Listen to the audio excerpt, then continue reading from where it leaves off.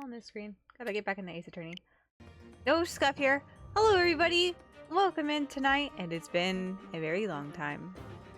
Thanks for the resubscription, Soph? Thanks for the resubscription, Soph. I can speak. Oh my god. Yep. A full 12 months! Wow! Long time. I don't know if my mic's picking up anything. There we go. But yeah. We are finally back in Ace Attorney tonight, guys. It has been a very long time. I almost forgotten where we left off, to be honest. It's been way too long. But just as a recap, to remind everybody where we left off last time, we had just started the, I believe, fourth case. And we were all excited to head off to the Great Exhibition. There we go. And in doing so, there was something. Was it not Maya? Oh my gosh, I forgot her name. Susato I believe sent us a letter, and I have lost everybody's name. What's the other girl's name? I feel so bad. What's the pink hair girl's name? So Terrible names. Iris? Iris! There we go. There we go. I'm batting 1,000 tonight. It's gonna be great, guys. But Iris really wanted to go to the Great Exhibition. Thank you for the throw, Chai. The third case? The fourth case or the third case? Is it the third case? Maybe it's the third case. The first one is where we were... Susato. The second one is where we're helping out our panicked friend. Yes. So Yeah. maybe we're the third case now. See, do I know what's going on? No, we're just here for the experience tonight. You just gotta get back into the attorney mindset. Yeah, and not just the attorney mindset, the streamer mindset too, to be honest. I have not streamed in like 3 weeks, so I'm feeling a bit rusty. But yeah, so where we left off, we heard this guy accidentally killed someone, but other people are trying to say it's murder. And apparently he's a friend of Van Zykes, and Van Zykes was attacked. And we have a mystery hooded person. And who knows? Mute doll that sits in the corner, writing things at a table. So, our objective now, I believe, is we're going to go visit the crime scene. So, let's head off to the Great Exhibition, because I don't think we have anything else to talk about. Nope. See you later, Harebrayne. You made sure to exhaust the conversation with him before we ended last time. Yes, I think that was like the key for us to make sure that we were good to go before ending stream. Not anticipating a full month of not being here, but just for the 1 week to save our sanity. Hey, time to go to the Grand Exhibition. Or the Great Exhibition. October 22nd. The Great Exhibition Grounds? Foot of the Crystal Tower.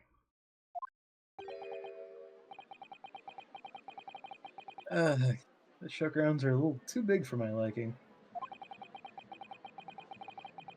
I've been walking around in dense crowds for 2 hours now, and I've felt myself swooning 3 times. There's a lot of people, aren't there? I've always been trodden on 3 times too. Be careful, won't you, Iris? Don't let go of my hand. We finally made it through the throngs, though, by the look of it. Here we are, underneath the public experimentation stage where the explosion happened yesterday.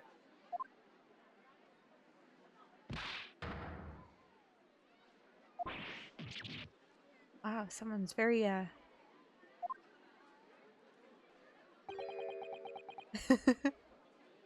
What's that? I can hear voices from up on the stage. It sounds like an argument.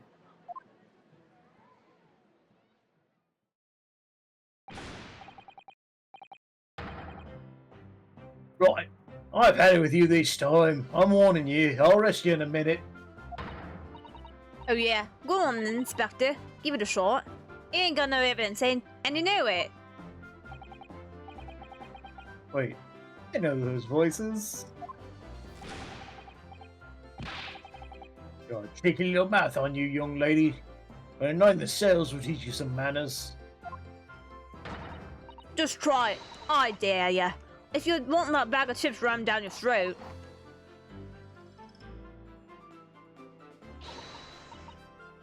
Yoo-hoo! Gregsy, what are you doing up there?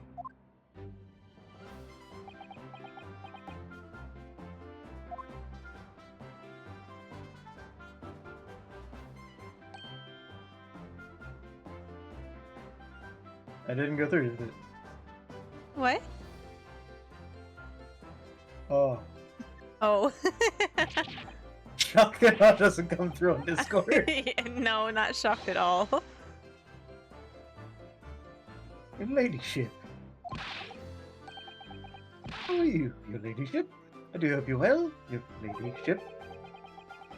Does that make her 3 times a lady?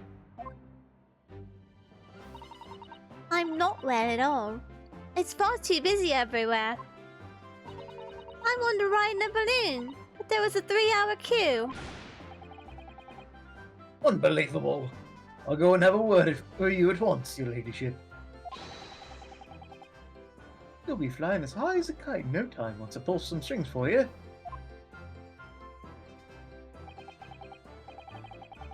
Tobias Gregson, an inspector at Scotland Yard. Till recently, he was suspended from duty, but it would appear he's back in action now. Actually quite well known, appearing as he does in The Adventures of Sherlock Holmes. What's your favorite chapter, Chai? You know what? One thing I did forget to do. I want to move. That's it. Here you guys are. You guys can come hang out over here.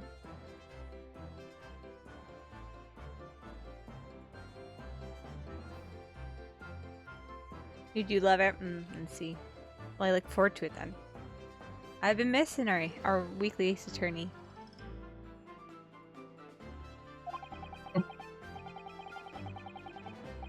And for that reason, he can't say a word wrong with the story's author, Iris. But there are limits, surely?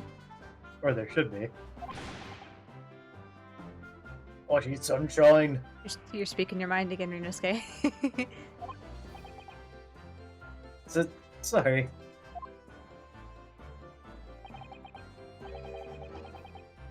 What news then?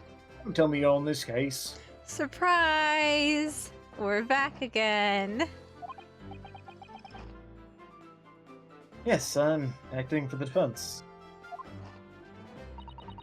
So, we're here to investigate. Dear me. That's the situation, is it? Is it really that troubling?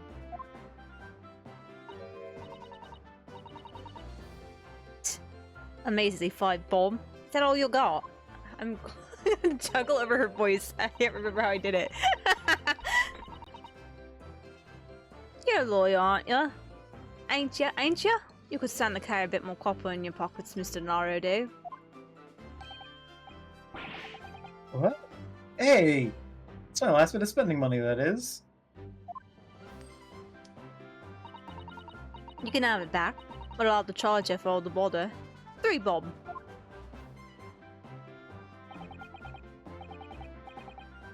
This is Gina Lestrade, pickpocket, or diver, born and bred in the East End of London. In the case that led to my own suspension 6 months ago. This is the young girl I was defending in court. What's your problem, Odo? Diver? Pickpocket? What's with all the name calling? You want a bag of chips rammed down your throat and all, do you? I thought you were proud to be a diver, Gina. Times have changed, Mr. Naruto. You were just arguing with Inspector Gregson about it, weren't you?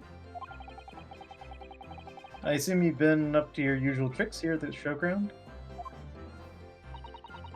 Like, no, we talk to a lady. Lady, Odo.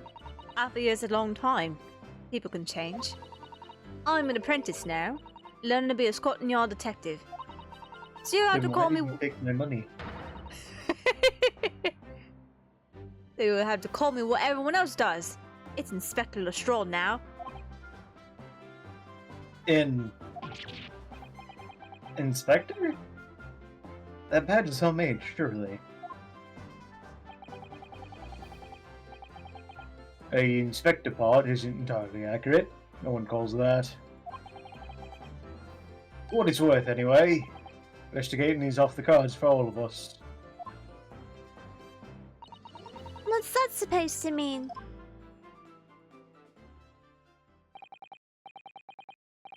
Right, well, I'll be back up top. You hold the fort down here, alright? Right, sir.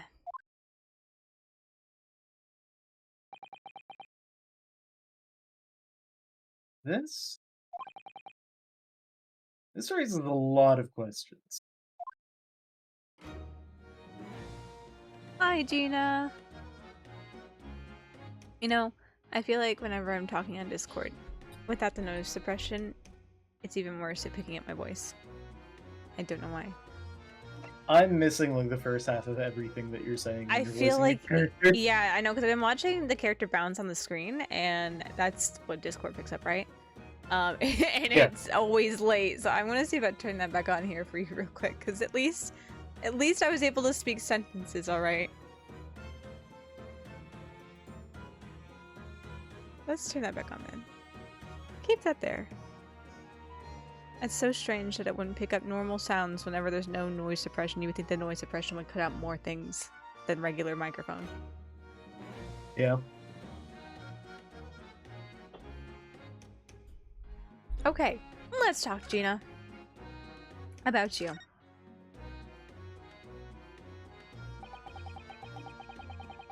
It was 8 months ago now that I first encountered Gina, in connection with a case I was working on. At the time, she was living in the East End with a group of other orphans. She helped all of them survive by pickpocketing, but then she got embroiled in a murder. I had a lot of time to think in prison. I realised I couldn't go on like I was. The diving weren't working out. I'm so pleased to hear it, Ginny. Well done. So, you went from being a pickpocket to a detective? You got it. Good, innit? Inspector Lestrade. Sounds something out of a book, eh? I have to think that, like, the name feels familiar, so it might be a name out of a book. It is the name out of a Sherlock Holmes book. Because at first, whenever Okay. we met Gregson, I thought he was going to be Lestrade. Because that's the name that I associate at least with Sherlock. Not to say that Gregson isn't a character from the book. I just haven't read the Sherlock books, but from at least the BBC Sherlock show, Inspector Lestrade was the like Scotland Yard detective that was Sherlock's correspondent, if you would.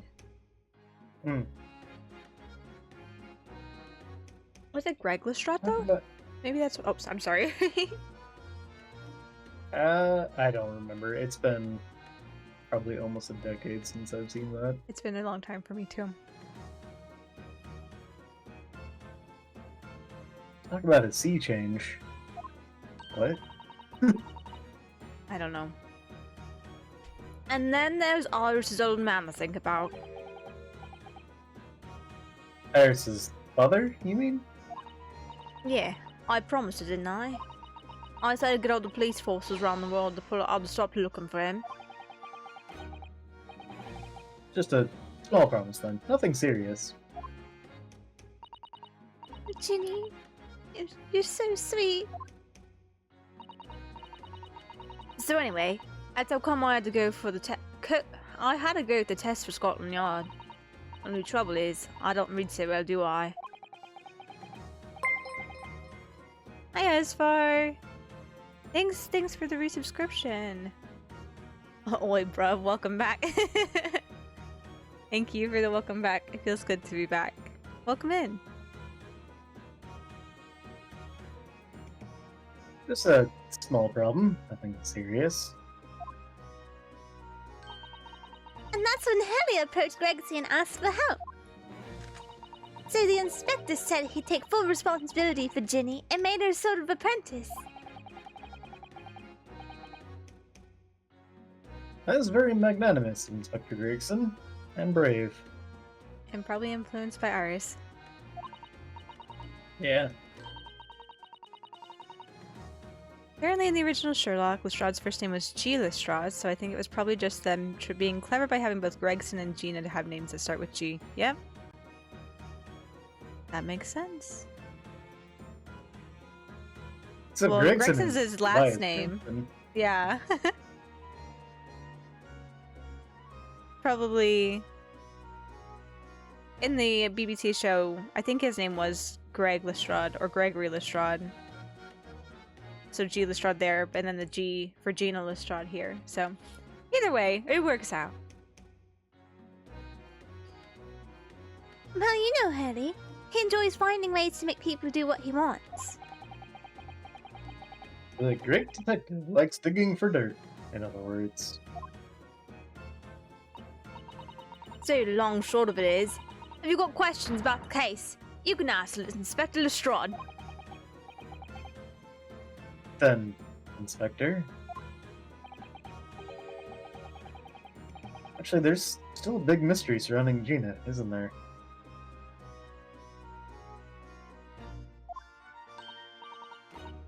Oh, what, Bruno? What?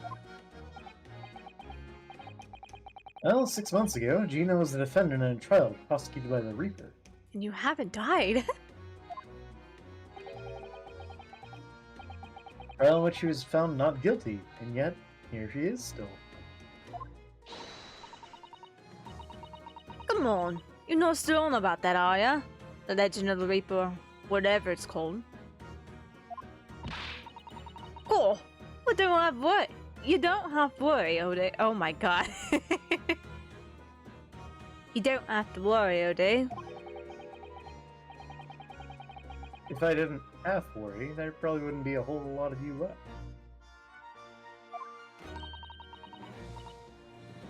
It's like I told you before, isn't it?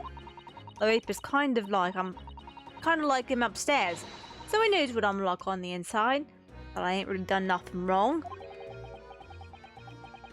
Nothing wrong might be a starting point.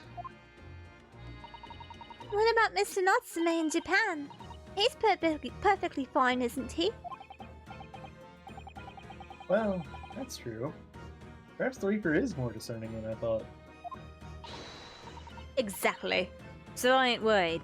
I'm totally fine.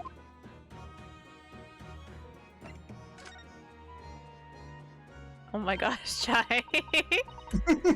Chai is gonna go nuts. There was a name cameo of Chai's baby girl.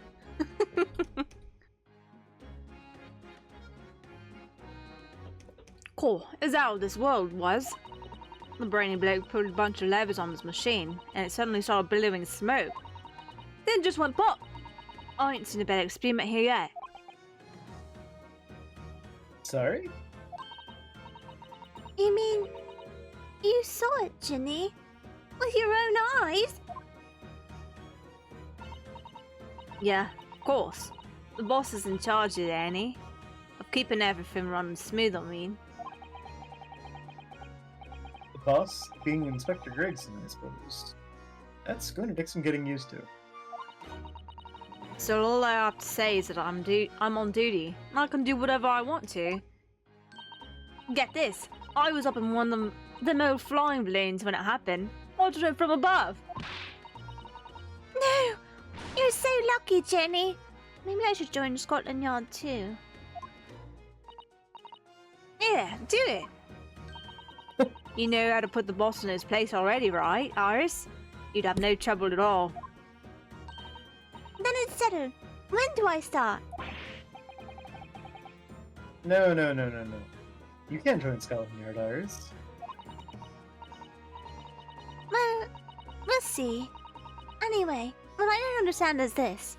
If the machine exploded so spectacularly, how can Professor Bunnybrain still be claiming that his experiment was a success?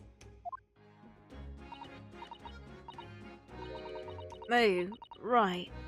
Well, it was a success, in a way. It was? How could it have been? Successful?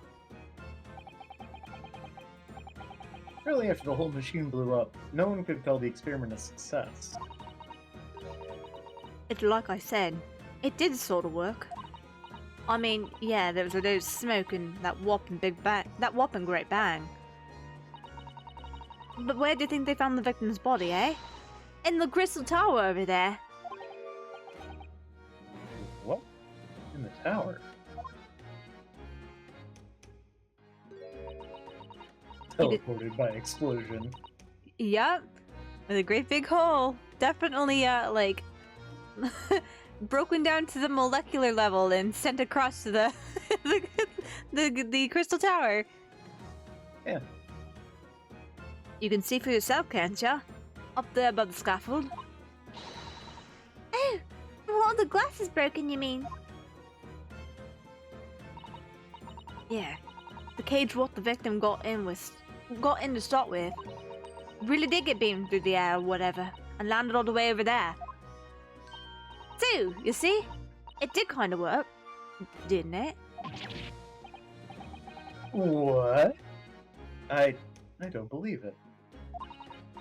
I mean, I don't get the ins and outs of it, but anything's possible, right? With science. And I tell you what, you can have this. It's a plan of the experiment that drew up at the yard. Are you sure? Yeah, go on. I had 3 balls with you before, so that's fair.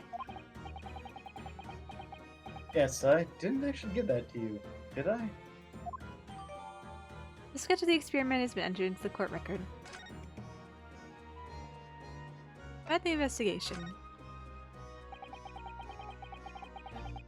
I think Inspector Grayson said before seemed a little strange.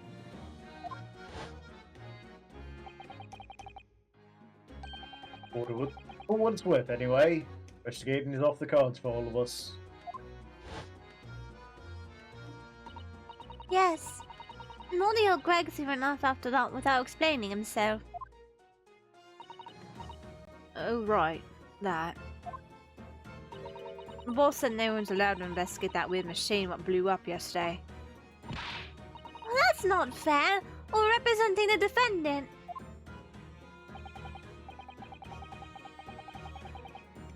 In that case, could you at least tell us what you've learned from your investigations?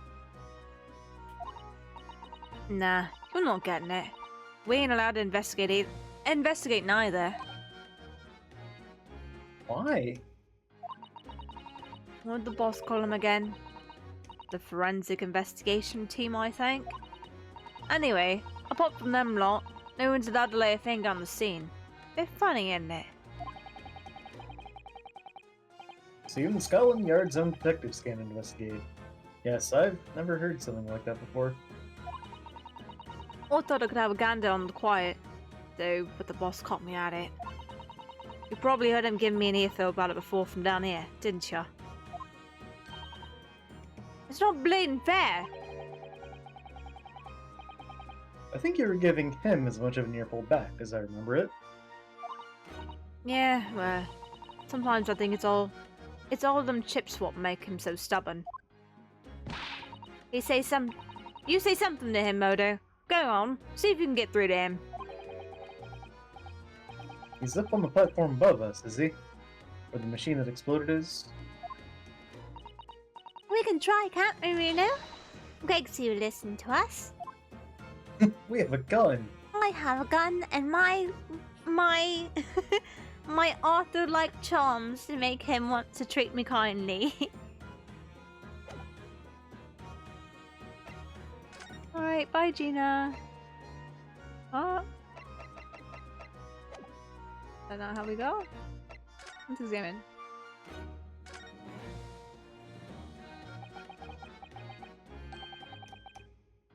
Crystal Tower. It's certainly an apt name. It's built to be the focal point of the exhibition, and it definitely is, being so tall and with all that glass. And now broken. Can't imagine a building like this ever being erected in Japan. There are lots of exhibits inside the tower as well, apparently. Of course, there's an observation deck. But there's also an art gallery, a zoo, and a museum. But I heard you have to queue up for 3 hours just to get through the doors. Well, at the moment, the shattered glass from the failed experiment may well be the biggest draw. And thanks to that accident, the whole tower is shut. Suddenly it's not the Crystal Tower anymore, but the Crystal Glass Shower. Apparently everyone's taken to the skies now to look down on the disaster area from above instead. But there's a 3-hour queue to go up into a balloon now. Foreigners must be very patient people. No, they're just very nosy people. What's this? Oh look! What's this? A ripped piece of cloth. Huh. It's not like any fabric I've seen before. I thought it was a patch of grass. Very thick and stiff. It looks extremely durable. It's canvas, I think. Hi, Arya! Thanks for smacking me with the objection. With some sort of rubber backing. And the edges appear to have been a bit charred as well. Leave my stutter alone. Maybe that means it had something to do with the explosion. Let's make a note of it while Jenny's mid-yawn. The piece of green cloth has been entered into the court record. How goes the Ace Attorney? We're just getting started in the investigation phase for this case. But we're at the Great Exhibition. Can't get into the Crystal Tower. Oh. What? Oh no, we're getting smacked. Yep. There we go. Surprised it didn't happen sooner. You know, it's due. It's been a month since Ace Attorney. It's been 3 weeks since streaming. So much.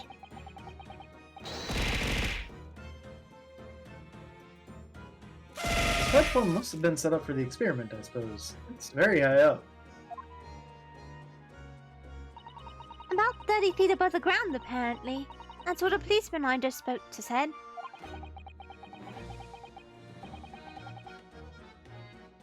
Final Fantasy reference in Ace Attorney? What?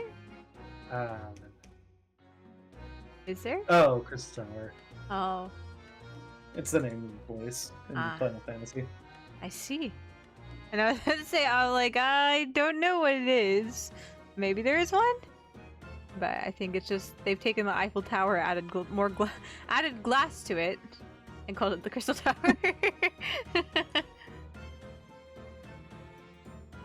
I don't really understand feet very well.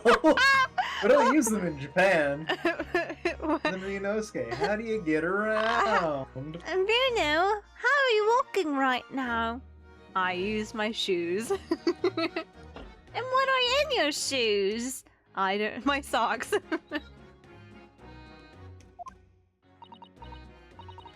Oh, yeah, sorry. Measurement feet, Aria, not like on the ends of your legs feet. Yeah, sorry. It's about 9 meters. But soon you'll have been under the air, Bruno. It's time you got used to our measurements. Aria just got excited about the mention of feet. Oh no. Her and her toes. Yep. Yes, well... This thing is so tall, the spectators at the front would just have seen a wall and nothing else. They probably thought they'd secured the best spot to watch from, only to be disappointed. It's like going to like a concert or a performance or like a movie and getting the front row seat. And you have to like cock your head all the way back in your chair to even see a slight angle of whatever you're watching. I was the kid that always, like, urged my family to sit in the front row, and my parents hated it.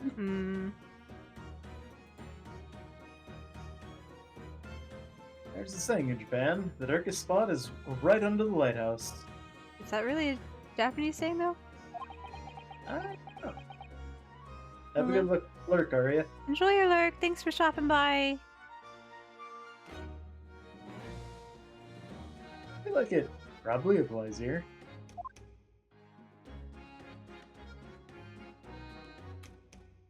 Stairs. Can we go up?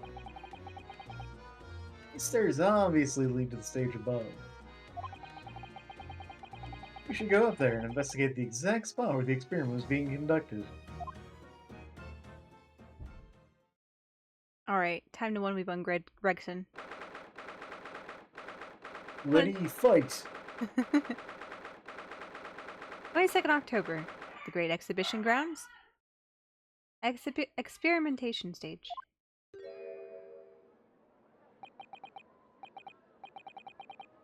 That's it, is it? The machine that blew up? Oh, it must have been a magnificent explosion. And I've seen my fair share. You've seen things like this before, you mean? Of course. Harry's always doing experiments that end in a bang. In fact, in his own words, explosions are the very essence of chemistry. Ah, that might explain the smell of burning that frequently comes wafting up the stairs. One time he made something that exploded with such force, it took the roof off the building. I wish you'd been there to see it, Bruno. It's hard to get too excited about that, given that I now live in the roof. Well, anyway, that's enough about that. It's time to investigate.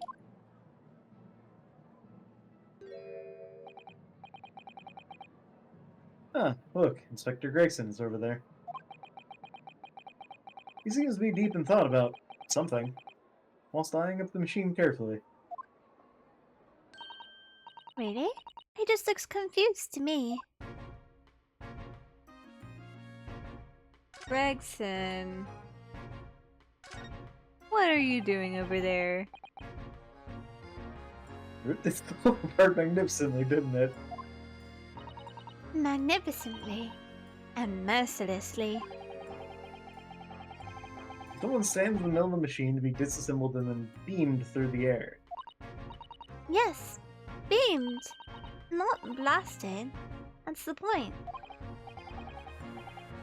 Yes, that part's crucial, really. Is something like that even possible, though, Iris? Oh, Bruno. I'm just a child. How should I know?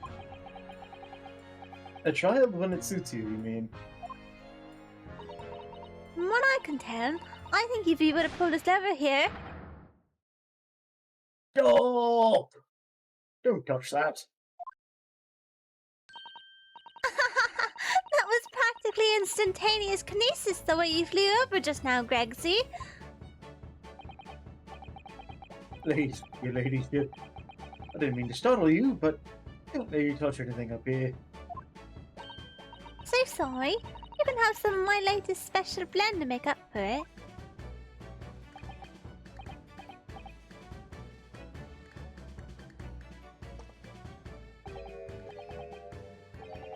Ah, wonderful. Your stuff is really wonderful. It's just like old times, this is. Iris is good. We're representing Professor Harebrayne in court tomorrow, Inspector. So we should be allowed to examine the scene. Ha! I seen sunshine. Even I'm not allowed to touch anything up here. The blast is special dispensation for Scientific Equipment Act blame. It's driving me potty. I mean, they probably got bathrooms in here. They probably have what? Bathrooms. Hmm. Is driving me potty. Anyway. Oh yes, that special dispensation. Professor mentioned that too. More red tape's all we need. I don't know what the government thinks it's playing at sometimes. But we're allowed to just look, aren't we? Eh? Surely that's alright. Isn't it, Grexy?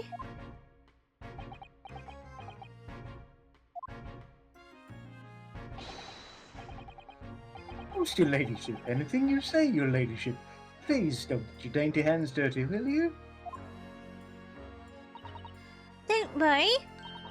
We won't dream of touching anything, would we, Reno? Promptly touches something. She really knows how to get what she wants. That's soccer pick. Using high voltage electricity to somehow disassemble a man's body. And then beam him across to the Crystal Tower. It's an extraordinary thing to attempt, especially in public. True, it was by far the most unusual of the experiments planned for the exhibition, mind. To be honest, I'm a bit surprised it was allowed. Carrying out something so dangerous with so many spectators present, I mean.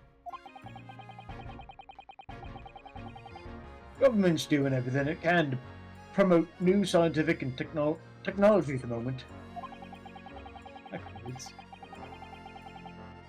They're more worried about being ahead of the game than the odd spot of public safety entrance. No OSHA here. Nope. If they can be the first to develop some new technology, it makes Britain more powerful in the future, you see. Yes, I suppose that's true, in a way. So, the powers that be are placing a heavy emphasis on scientists' rights at the moment.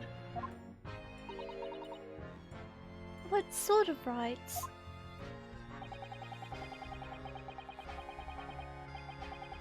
They're making so many theories that brains have...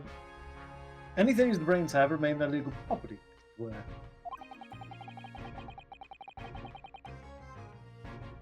Right through developing it into a practical idea and even going into production. Which is the infuriating reason us coppers aren't allowed to touch this crime scene. Because the new highfalutin special dispensation of our Scientific Equipment Act forbids it. Ah, I see now. The only people with permission to investigate here are from some brand new department of the Yard. The Forensic Investigation Team, it's called. We've been relegated to keeping guard. The Forensic Investigation Team. It sounds pretty fit for the job.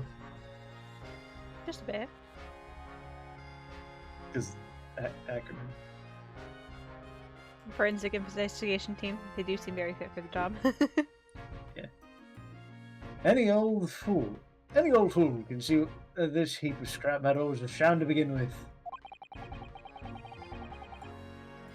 Just because it says scientific equipment on the paperwork, we can't do a flaming thing with it. Poor Grexy. He's very hot up, isn't he?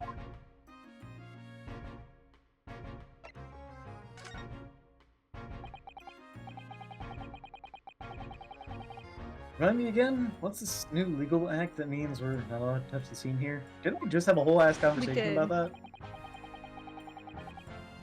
Oh, you having me at it, sunshine? That's a sentence. It's the special dispensation for scientific equipment act. I can drink every time I say it. Yep. Don't, you'll die. Yes, I think Harry mentioned that recently, with a real twinkle in his eyes, I remember. I'm sure he did, your ladyship. I'm sure he did. As especially for this great exhibition it was. All scientists have to do is present their ideas or inventions to some suits in the civil service. And if it gets rubber stamped, that's a guarantee of rights to maintain the invention's confidentiality. What does that really mean? Think about it. Think of all the world-changing new inventions on display every day at the exhibition. Although a good half of them are a load of cobblers, if you ask me, put forward by shammers like yourself. Hey. So, thanks for that. Oh, I love how upset some of the inventions here are. It's all so fun. Might be fun to you, but a member of the Four must be present at every single demonstration. Can you imagine, eh? Thanks, science, that's what I say. Oh, I don't think so. That sounds like my dream job. You'd soon think otherwise after spending a day guarding all these shammers' bogus contraptions. But if they're all bogus, how can anyone hope to demonstrate them? There'd be no point. Well, there's a point, sadly. Sorry? Thanks to another of our government's bright ideas. If any theory or invention is deemed to show potential, the government hands out a research grant. Does scientists get funding? Exactly. And that's what they're all after. All these shammers coming from afar and wide to clog up Hyde Park. And who has to keep them all safe, eh? Who has to smile politely and welcome them? Us coppers, that's who. So you can see why I say it now, can't you? Hang science. Hang it. Oh, maybe I can see your point. Professor Harebrayne. Apparently Professor Harebrayne lives and works in Germany, now conducting this research. That's right. Came back to Britain, especially for the Great Exhibition, as I understand it. Probably after one of the government's research grants. Actually, we learned something else about the Professor earlier today. Yeah, it's a good friend that you know. About his time in further education. Turns out he was at university with someone we both know. Lord Van Zykes. Eh? What's that? That's news to me. But if Van Zykes mans the prosecution, then as the accused, the professor's fate is sealed? Because the Reaper will get him one way or another? Old model's back? Well, not necessarily old model. I switch back and forth between stuff. Welcome in, Alan. Blimey, that man's beyond me. What goes on in that head of his? It bothers me that he puts it in his pocket. Yeah, coat's probably really greasy. Maybe he's got like a plastic lined pocket. Potentially. All thanks to scientists that he hates. Yep. I was about to say of like the innovations of science, his favorite.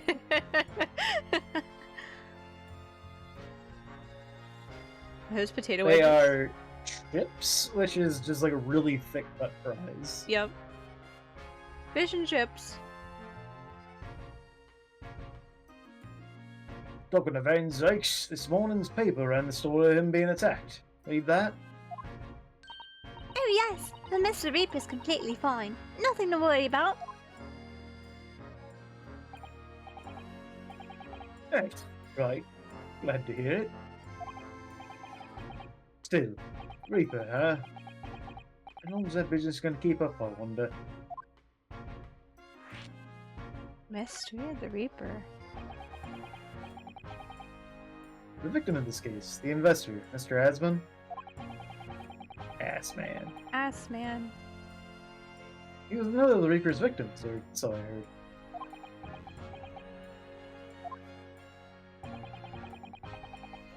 Old Barry Van Zykes was a top-class prosecutor. But even he can't always push the right verdict through. Sometimes justice can't win. Yes, I've heard about jurors being bribed and evidence being falsified. And that's how the notion of the Reaper of the Bailey came about, isn't it? Obviously, Scotland Yard suspected Van Zykes initially. Well, soon he was taking matters into his own hands if he failed to seal the deal in court. Although the man himself denies that charge. Well, we've done a very thorough investigation, and the conclusion we reached is that Lord Van Zykes is in no way related to the deaths of those people outside the courtroom, and that one inside the courtroom. Hmm.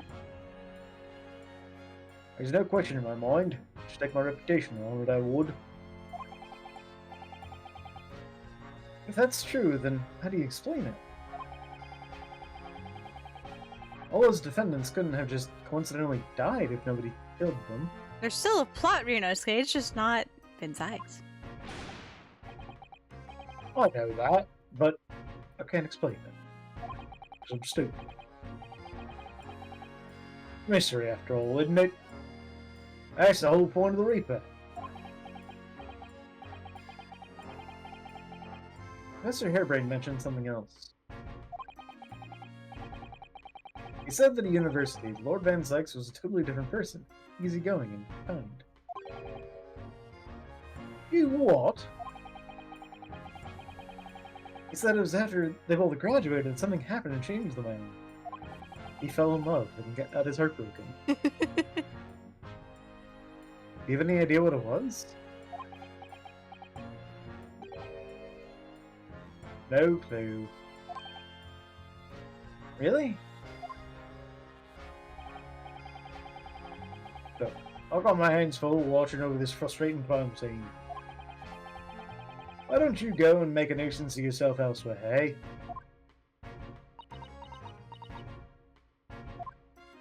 I don't want to be a nuisance here. Judgmental iris eyes. Well, let's look. With our special eyes. Considering how badly damaged everything is, Professor Harebrayne was lucky to escape unscathed, I'd say. We should have a good look around the machine while we can, I think. Don't turn anything, I'll make sure I kill you before I get strung up myself. Yeah. I won't touch a thing, I promise. So please, spare a thought for your digestion. Please don't go at those fish and chips like a bird. Anyway, do you really think this machine could actually disassemble people like the Professor claims? React? Looking totally incredulous. Give it a rest, sunshine. We were allowed to examine all the bleeding scrap metal. Maybe we could answer that question. But we can't, can we? Because of the annoying rules, you mean? Exactly. The annoying, obstructive, flaming rules. Oh, the base of the machine. Oh, yes! There's a tool of some kind poking through the wire mesh. It's a screwdriver, I think? A screwdriver. Oh, isn't it a lovely one? The handle is in the shape of a capital letter A. It is? Oh, yes, you're right. What's the matter with you? Don't touch anything I said. Touch anything, I'll make sure I kill you before I get struck with myself, I said. Yes, I understand. Sorry. I only touched a teeny-weeny bit. But Gregsy, I'm very curious about this screwdriver. Really very, very curious.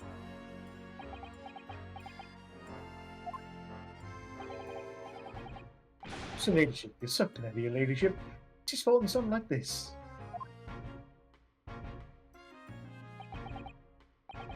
But I'm afraid I can't let you have it. Well, Reno found it first. I assure you, I'll investigate it thoroughly. You can't investigate it either. He's gone off with it. Weird decision. Huh. It was very mean. I'm afraid. Inspector Gregson's going to make a very clumsy and embarrassing mistake in next month's installment now. Dang. Poor Gracie. Zero mercy. No mercy at all. All sorts of strange buildings here in the current exhibition grounds, aren't there? Iris has no mercy. She writes revenge fanfics.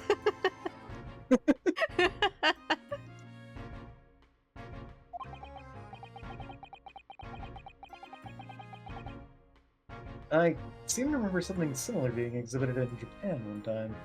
I only just noticed the Ferris wheels moving. Ah, it is, isn't it? Very slowly. I was more focused on the little sparks that are coming off the machine while Gregson was standing there, because it looked like it looked like he was like sweating or something, and I'm like, what is going on with this man? I'm like, oh, it's not him. It's not him. Okay, actually, you know what? We're coming up on top of the hour here real quick. So let's go ahead and take our ad break to keep pre-roll ads off for you guys. So if you'll hang tight here for just a little bit, we will be right back after this ad break. Hang tight.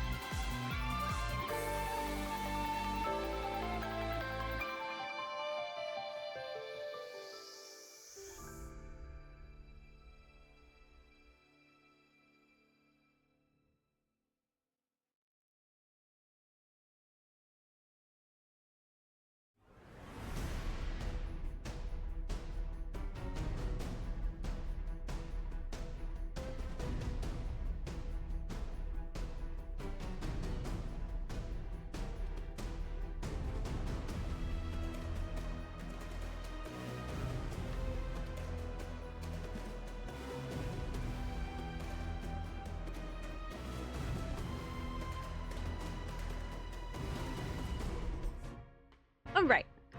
We are back from ad break. Let us continue on forward here. What did Reno just say? What's the log button? What's the log button? There we go. Something similar being exhibited in Japan one time.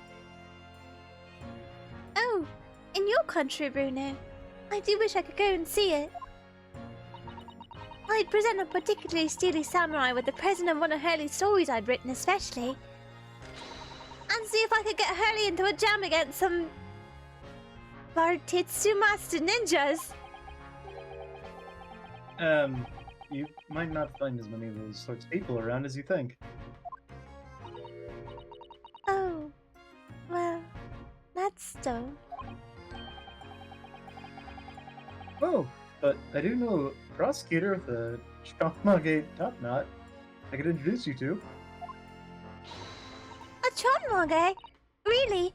Do you think I could have my picture taken with him? Do you? Assuming he's recovered from the trim Cosma gave him a year ago, yes. Well, yes, but no. No. Ferris wheel! What is that gigantic thing over there? Looks like an enormous water wheel. Oh, that's a Ferris wheel. There'll be people riding inside those little cabins you can see. Why? For the view, Renosuke. Well, they rotate nice and slowly, so it's a wonderful way to see the surrounding scenery. Wait, it's turning? It looks completely still. Renosuke! Yes, that's because it's turning so slowly. One complete revolution takes about half an hour. If you're mad enough to go in one, it would be more fun to whiz around fast, don't you think? Oh gosh. Roller coaster level speeds on a Ferris wheel. I feel as though you might have just invented a new sort of ride there, Runo. That would just... It would whip it so that the bottom of the car always faced outward. Yeah. Because of how math works. And there are rides that do that, just not using like a Ferris wheel car. Yep. It'll use like a seat. Yeah. I think I've been on one of those once. I did not have a good time. But then again, I'm not a thrill ride person, so... Okay, we exhausted everything we can here. I don't know if we should show him this. We can look at it. Okay, Can't find anything out of place. well, good to know. Look at the other side. Does it actually have this? Looks like layers of thick canvas with a thick rubber lining of sorts. I've never seen anything like it before. But applying Mr. Sholmes' methods, he might deduce it as part of a raincoat owned by someone who really, really didn't want to get wet. And the charring must have occurred when the person was struck by lightning. Or maybe not. So yeah, that does sound like Sholmes. It does sound like Sholmes. You see here, obviously. Don't let's look any more of it, I guess. I'm looking at the charring. I guess it is like char marks looking at it closely, but at first glance from this view, it looks like, oops, it looks like blood around it. Like it was charred and just kind of blood around it because it's so red. Yeah. Well, I guess we don't really have anywhere else to go, or anywhere else to look here, so... Oh, we're still here.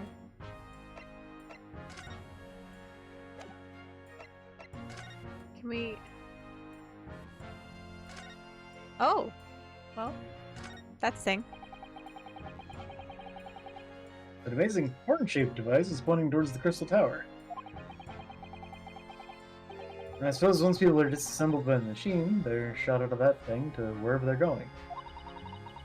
I don't think it was supposed to shoot anything, Runo. It was set up to beam people to the Crystal Tower, where they'll be reconstructed in their original form.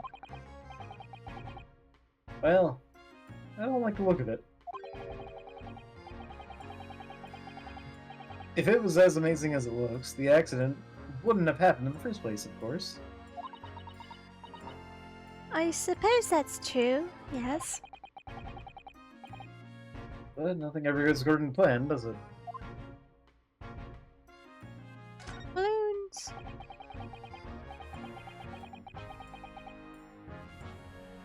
Those are people-carrying balloons dangling silently in the skies over London. I always thought the day would come when humans would discover how to fly.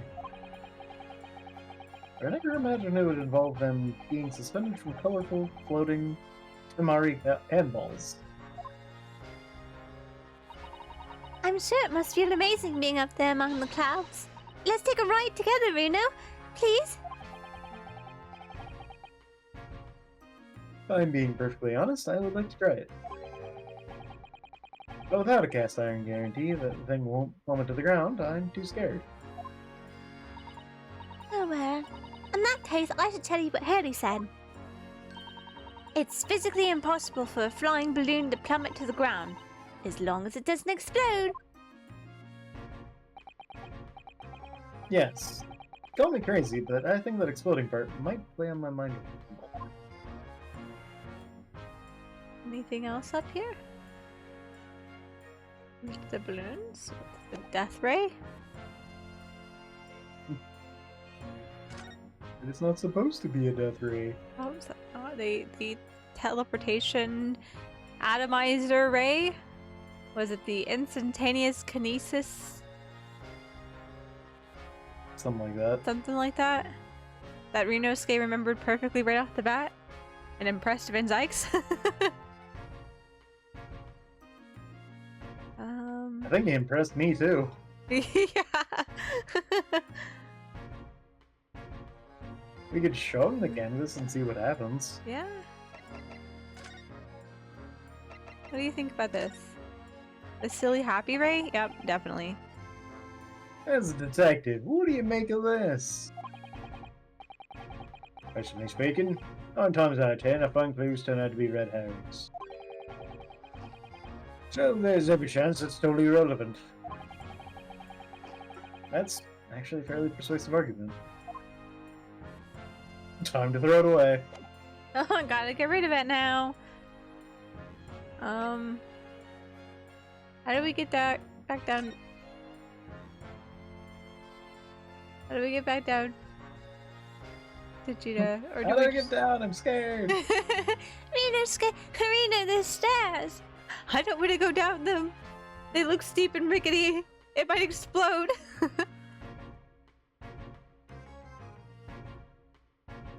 gonna have to call the fire department.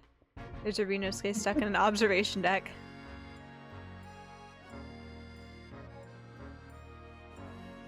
I don't see anything how to get down. We just do that? Nope, we're already technically here.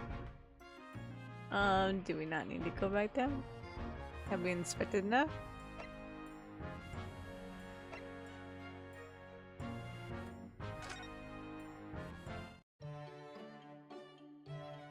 Nope. I think that going anywhere is going to help. Nope. Ah, the sounds of gears.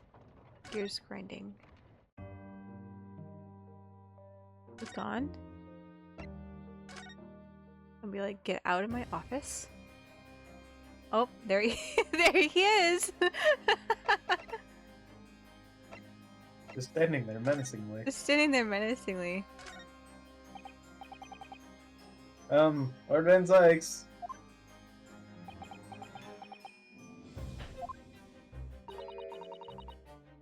I think he's ignoring you, Reno.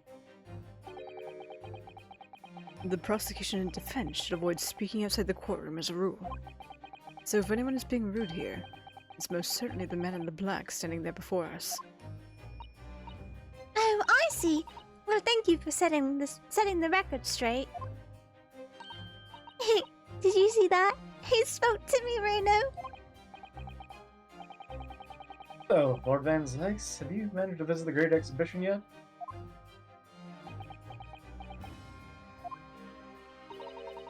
He's definitely ignoring you. Right. No niceties other then. Just stands there. Oh, your friend's not there anymore. The bats are still there though. Okay. I don't know if we really have anywhere else to see here. Can't relax in his own officer. The the prosecution defense should talk before the wedding, trial. Exactly. Exactly.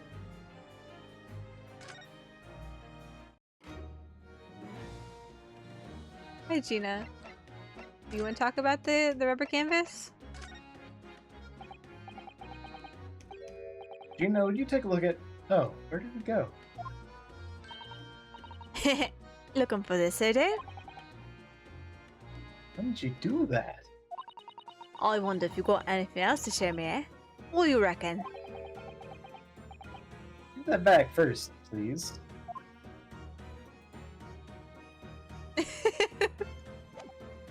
They're talking point now? Nope. She just pilfered it from us. You know what? We never actually looked at...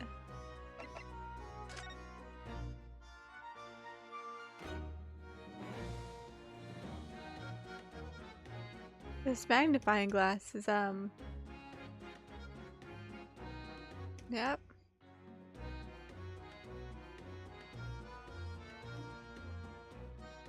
Well, we looked at it now. Look at the paper. Oh my gosh, there's a lost cat? It's not Waggy, is it? Is that a picture of the cat?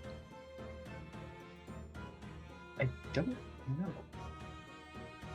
To me, it looks like a very confused cartoon dog.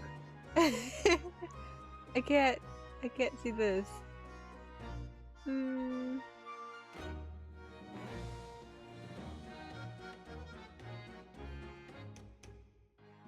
It kind of looks like a pug and like a lady's sun hat.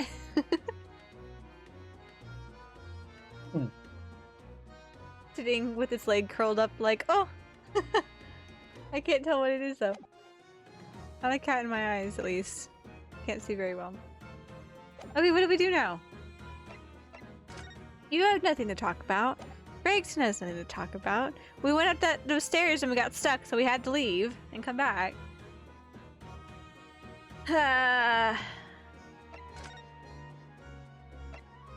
Experimentation stage. Van Zyx doesn't want to talk to us. We have to go up the stairs again? The only thing that we've gotten here is Oh my god. the diagram and the canvas.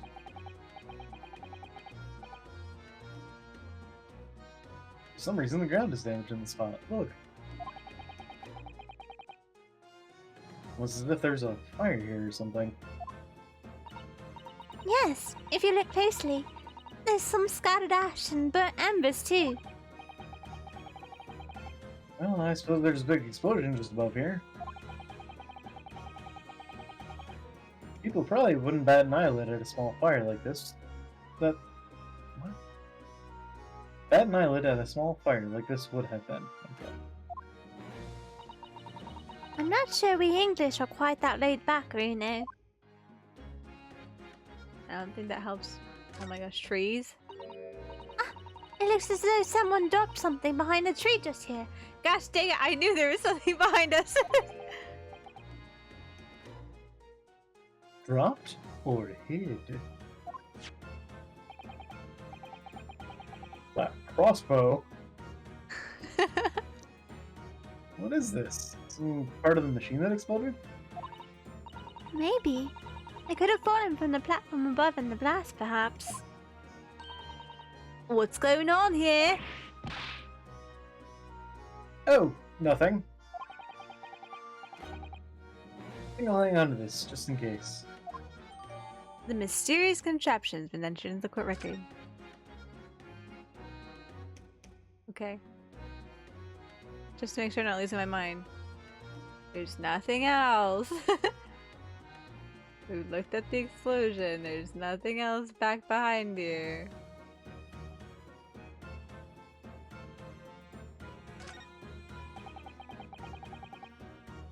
Stairs These stairs above. obviously leave the stage above. Let's go get stuck on an observation deck again. Wow. Wow. Bruno, why are you mowing like Waggy? I'm a lost cat. I'm very anxious up here.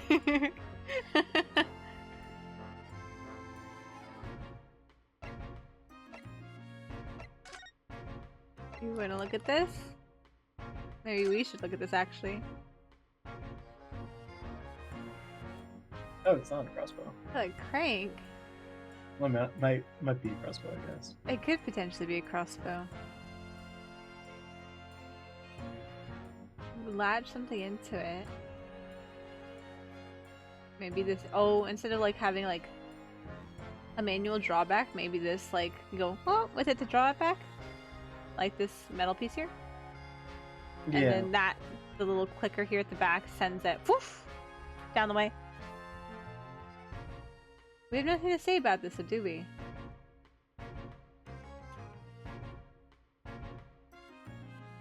Well, what do you think about it? Gosh dang it. Might be a red Absolutely herring. not.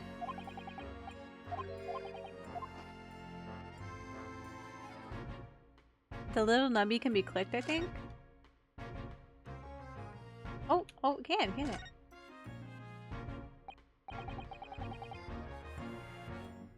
Huh, there's some sort of lever here. Don't point at your face, Runo. Oh, well. Oh. What is this? It looks like a cross between a bow and a gun. Perhaps a bow gun. You'd be right on It's that. probably Th- used for Sorry. I think it's probably used for the same thing, too. Details of the crossbow have been updated in the court record. Golden crossbow. Now we can look at things. Looks like you line this around in order to draw the bowstring back and create tension. You must be able to fire arrows with a huge amount of force using this device, then.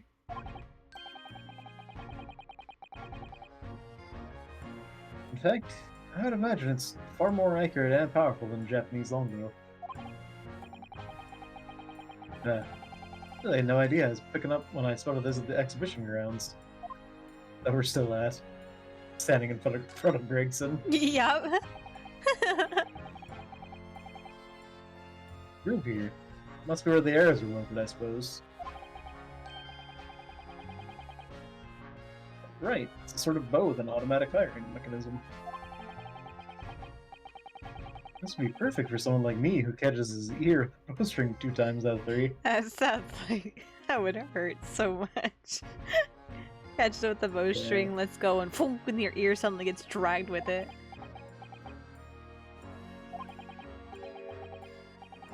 In fact, if I had had one of these, maybe I could have beaten Cosmo in Kyoto archery training. I think that's cheating.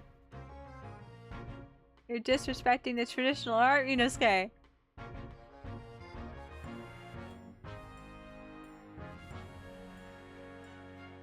Nothing more to say on this? Nothing more to say to this? Also, of course, Cosmo would be good at Kudo too.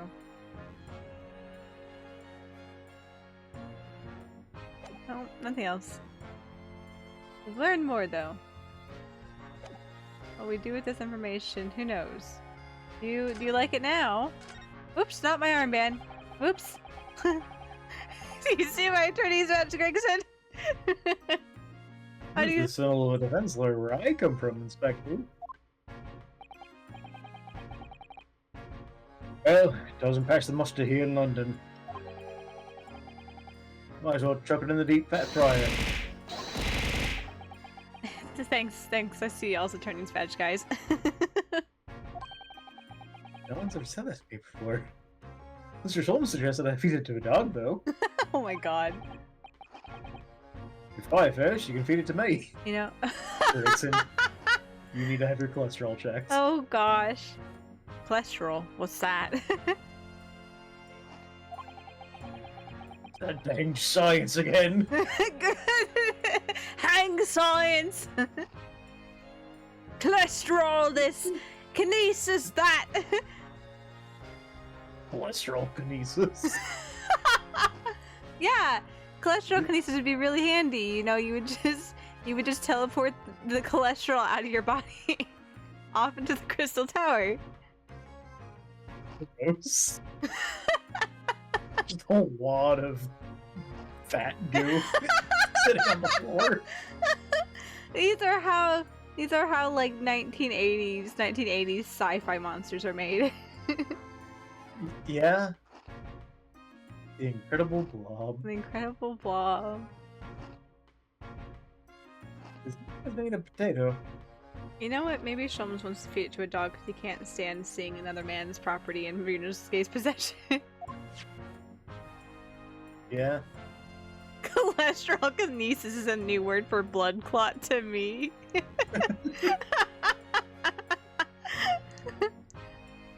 Oh man, I've got to go to the doctor. I've got cholesterol kinesis. I'm sorry, what?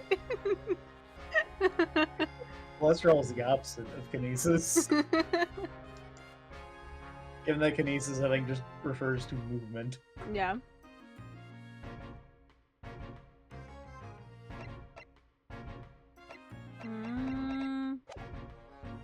Where do we go with this?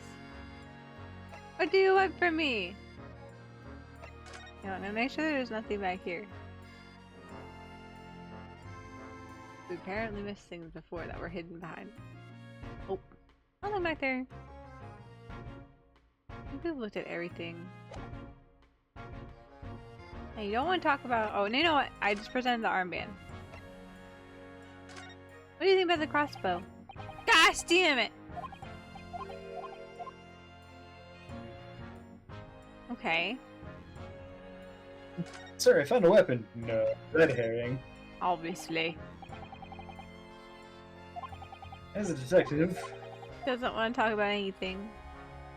Gregson. I like Swedish fish. Please, Gregson. Red herring. I could fry that up too. Gregson, please!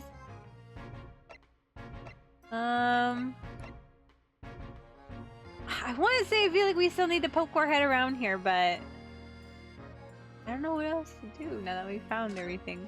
Or everything that I think that we're supposed to find. Barges into Van Zyke's office again. Hey, look what I found! What do you think of this? Nope. Quit swinging that thing around, man! There's no arrow in there. It'll be fine. Don't worry about it. I honestly really don't know. You like crossbows, Gina?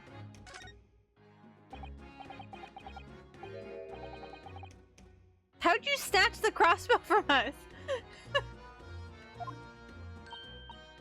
Always pickpocketing us. Don't have anything to say about it, though.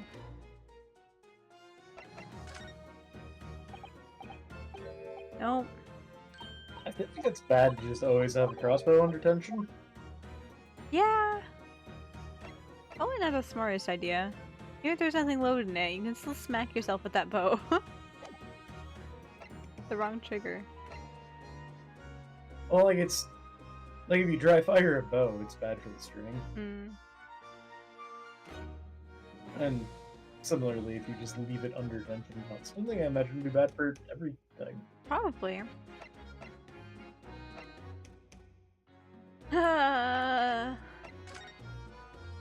Don't have anything to talk about. Gregson doesn't have anything to talk about. I feel like we looked at everything.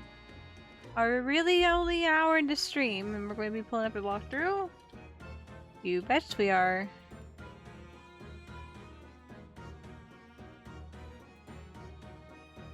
My wonderful spoiler-free walkthrough. Unspeakable story. Resolve.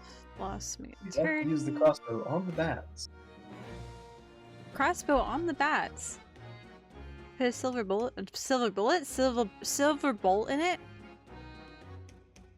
Make sure we take I mean, down if they're those. vampire bats, I you know, just I was need gonna a wooden arrow.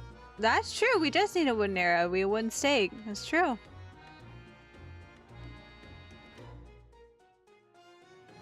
Okay. Return to the great departed soul. Where are we?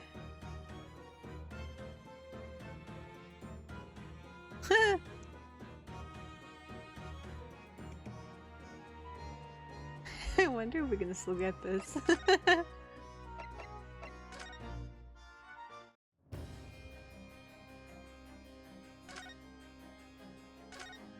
Oops.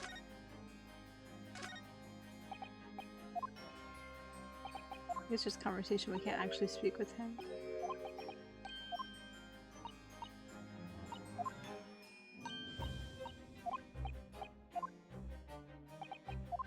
We'll talk.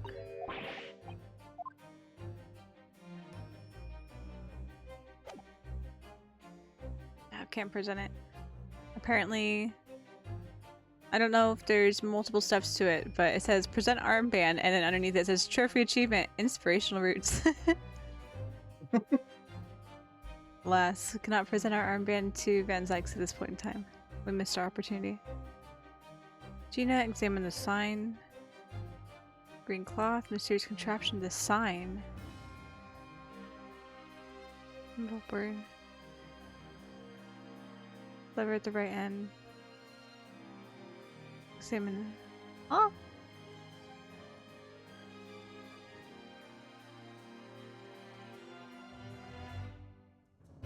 Examine the sign. Did we examine the sign?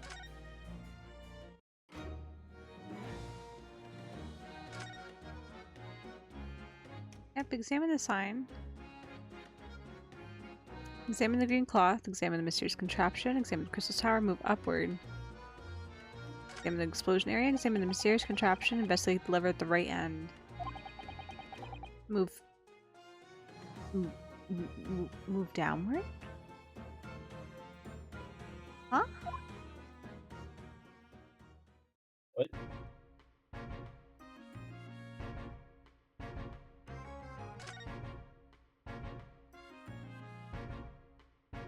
Also, how do we go downward?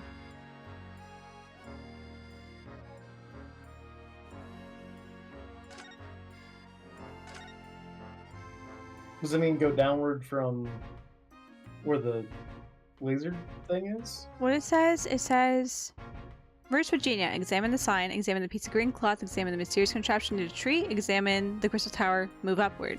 Examine the explosion area. Examine the mysterious contraption and investigate the lever at the right end, move downward. Examine the stairs. Oh, it probably means like move upward in the sky. Yeah. Move downward, examine the stairs, examine Gregson, converse with Gregson. Examine the domed building.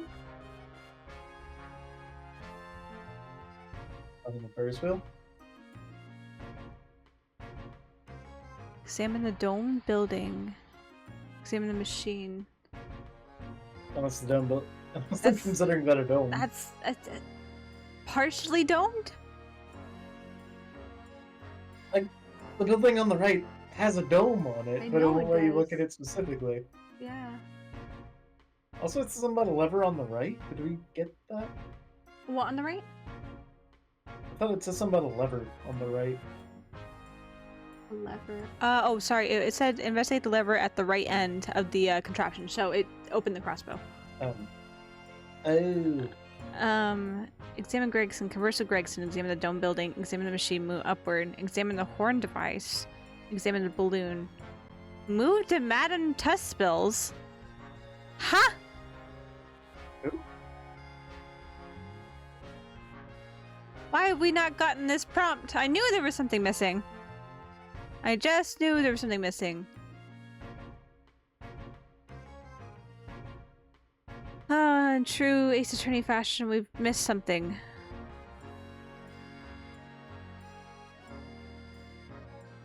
Where's the Harebrayne move to experimental station stage?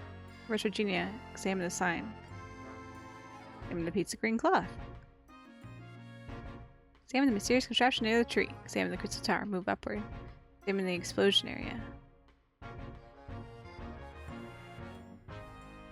Examine the mysterious contraption. Investigate the lever at the right end. Move downward. Examine the stairs. Examine Gregson. Converse with Gregson. Examine the dome and building.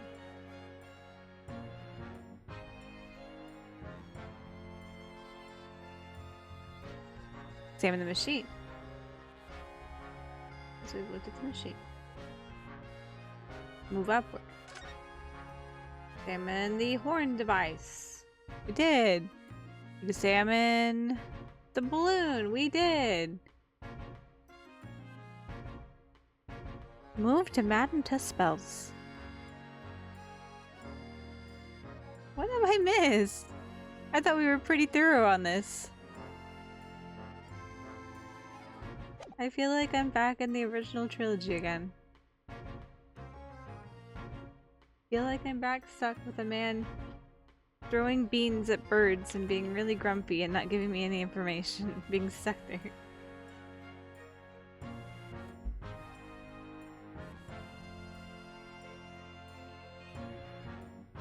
Okay.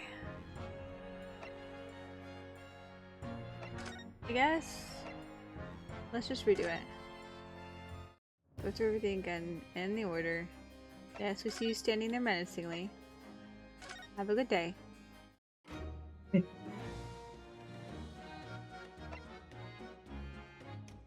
reason he stands so stiffly like that is he's been told that he can T-pose for dominance, but he felt that was a little too much. Okay.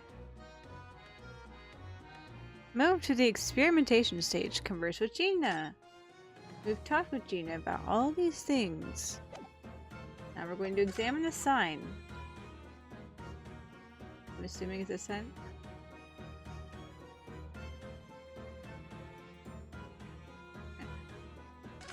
Examine the sign. Instead of experience, very high up. 30 feet.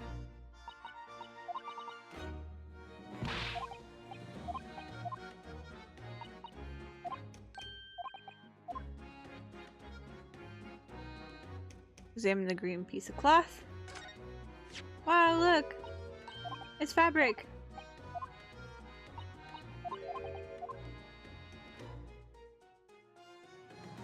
Examine the mysterious contraption near the trees, which we can't anymore because we've already gotten it. Examine the crystal tower. Wow, look!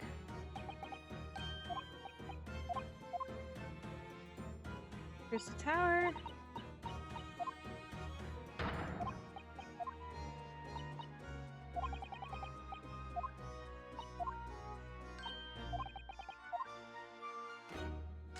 Move upward.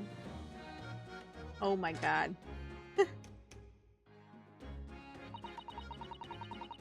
That's where the cove ended up there. Instant kinesis, or whatever they call it. Dead, of course. And yet they're calling the experiment a success? What's the wooden scaffold there for? The coppers, our lads, set it up after the incident happened. To get the body down, I think. Didn't it really?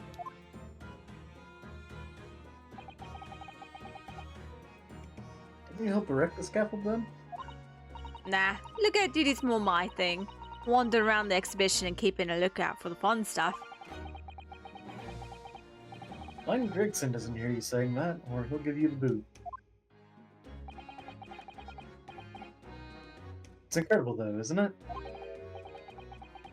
I mean, have we can really have bridged the gap by some sort of invisible kinesis?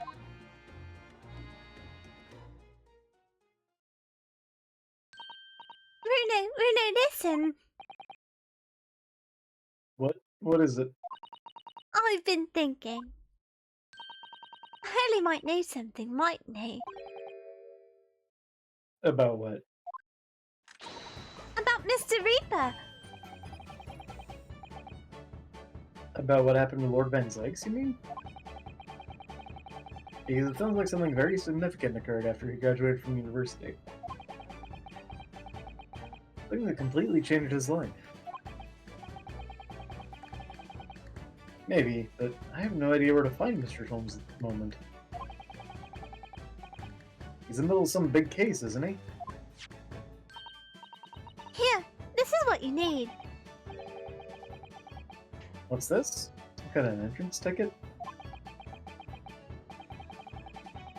Madame Tuspel's? Is this supposed to mean something to me? You don't know it? It's the most popular attraction in London at the moment. It's very close to Baker Street, actually. We can go now if you like. No, we don't have time for visiting attractions today, Iris. We have a big crowd tomorrow. But that's where Hurley is. What? At this popular London attraction? Yes. How is it that you know where he is? Hurley told I me. put a tracker on him. I put a magical tracker on him and tells me exactly where he is whenever I shoot this gun. Hurley told me, but he told me to keep it a secret from you, Bruno. Madame Tuspel's. I know it's probably gonna be something else, but it's like Sherlock being like, "Okay, I'm going to be out for a while. Iris, have a good time." Where are you going? Where are you going, Hurley? Oh, I'm just going down the street to this attraction for, you know, a big case type thing. Wink, wink. Oh, okay. Don't tell Bruno. Don't tell Bruno. But if you need me, this is where I'll be. Okay. It happens to be like a brothel.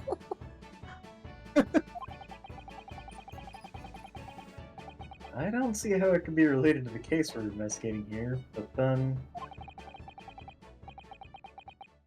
Stranger things have happened, and when they happen, Mr. Sholmes is usually at the heart of them.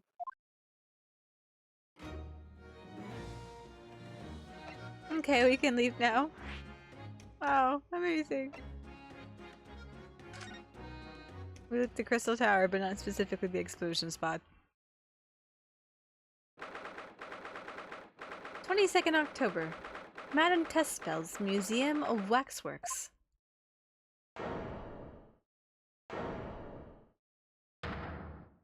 Oh, well,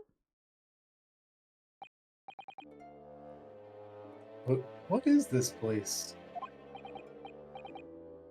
Look at all these terrifying scenes. Why are they all the people so still? Guillotines, ruthless murderers. I know what I'll be dreaming about tonight. They are wax models. They're amazingly realistic, aren't they? What do you think, Bruno? Shocked? Oh, wax models. Ah, okay. I don't know, having screaming it doesn't work well.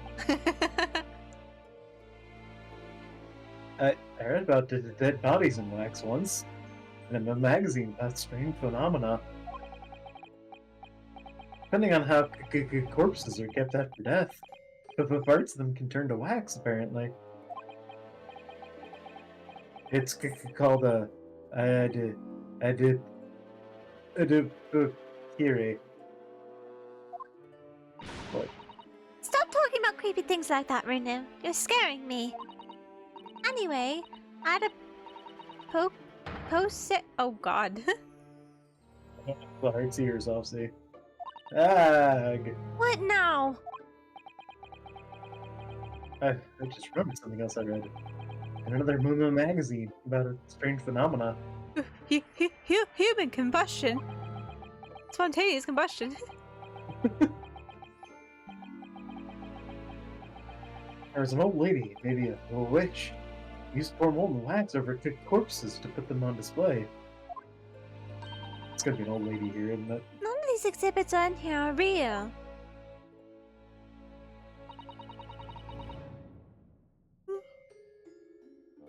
They're all entirely man-made replicas.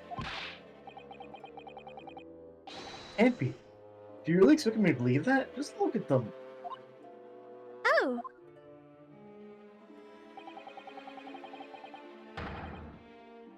There's no way anybody can make models of people that are this realistic. Gosh, damn it. They're also gruesome scenes. Especially that one for Sholmes. Apparently that one cicada hanging out under the light. Wait. what is it? Oh, no. Must be seeing things. Did that one just move? Oh. Oh. Double murder. Well.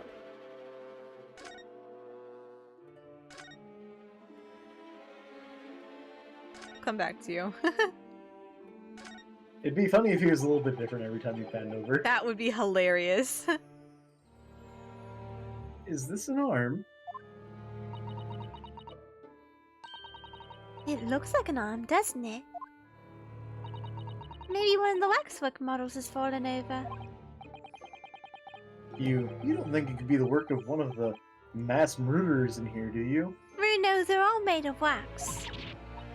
Bruno, Wax murderers? stop scaring me.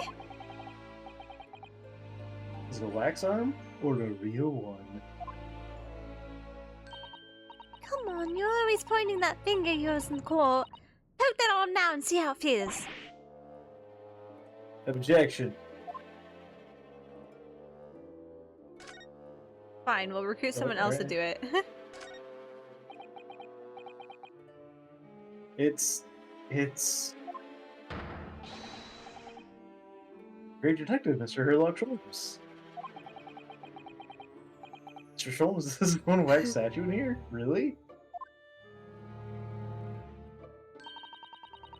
Well, he is world famous after all. An uncanny resemblance, isn't it? My skin probably looked at it. I know.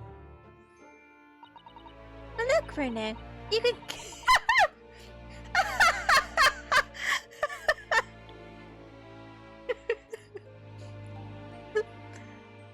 But look, Bruno, you can kick this Hurley and he doesn't move a muscle. Quack! Can't go around kicking the exhibits, Iris. Wait. It just moved, I'm sure. It hurts a little bit either. Oh, you're being so silly, Bruno. See, I'll kick it again for you, right between the legs. Just to prove a point he never moved.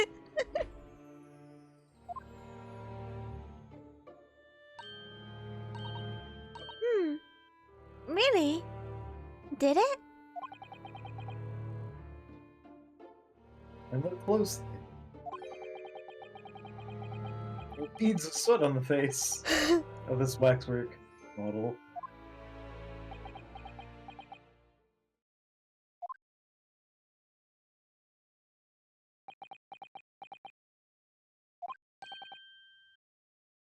Shall we move on, Iris? Over there, look, there's a great murder scene to enjoy. Much more appealing.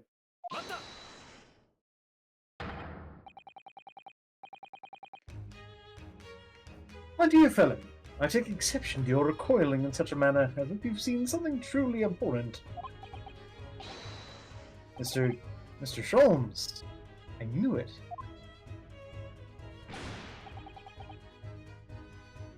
Iris, what possessed you? I strictly forbade you from divulging my temporary waxwork secret to Mr. Naruto. Temporary waxwork? What do you mean? And that's kick. Could you not have exercised a little more restraint? You winded me. Reno has something he needs to ask you. Huh, a question. And I thought you'd probably be getting bored too. So here we are. Well, I can't deny that your timing was impeccable. Mere 2 minutes more being stationary like that. My great brain, upon which all my success has been built, would have turned to wax. Thank goodness we arrived in time. Indeed. In many ways, the pair of you just saved the world from an unimaginable loss. Oh, Harry, you do like to talk nonsense, don't you? You could know something, it's true. Lord Van Zykes, and what happened in the past to change him.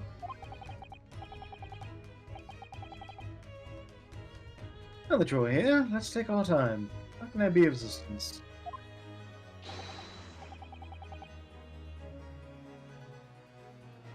You're in luck. I'm suddenly quite taken with the idea of conversing. Oh, well, actually, I'm in quite a hurry. And if my eyes don't deceive me, I believe something is afoot within the walls of this very museum. A most fascinating case, if I'm not mistaken. Really? Moreover, I have a strong suspicion that it's related to the matter about which you've come to me now. But how could it be? We shall speak again presently, my dear fellow. For now, I must return to my work.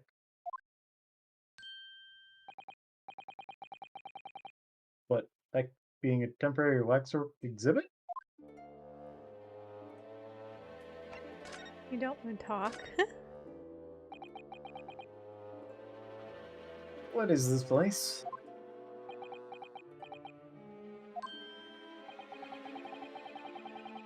Madame Tuspel came to London from France 3 years ago, I understand. Since she opened this little waxwork museum last year, it's enjoyed great popularity in London. There are museums like this in Japan, too. Nope, that's Ryunosuke. But these displays are something else. I mean, they aren't made from actual real people, are they? The extreme realism of this waxwork models is a particular secret of the Tuspel's family, they say.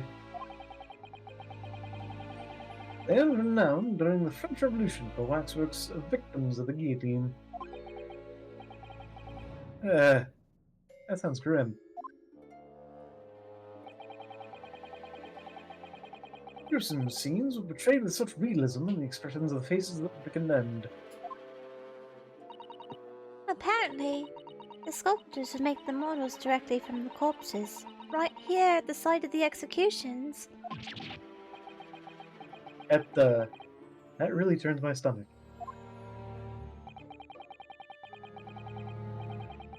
That's just one of several legends about the Tuspel's family. Whether there's any truth in it, I couldn't say. Anyway, this museum houses models of famous people from all over the globe. Who've died by being murdered. Nevertheless, the most popular area of the museum by quite some margin is the House of Horrors. House of Horrors? Of course, with their numbers are dwindling now as a result of the Great Exhibition. People usually flock here to see the exhibits of some of London's most vile criminals, their gruesome work. Naturally, most of the screens portrayed here were sent to the gallows. So they're even stiffer now than the models of them. Have you heard of poor taste? My dear fellow, the public live for poor taste. They yearn to be shocked. So, the hideous exhibits in here are... They're all portrayals of real events that actually took place.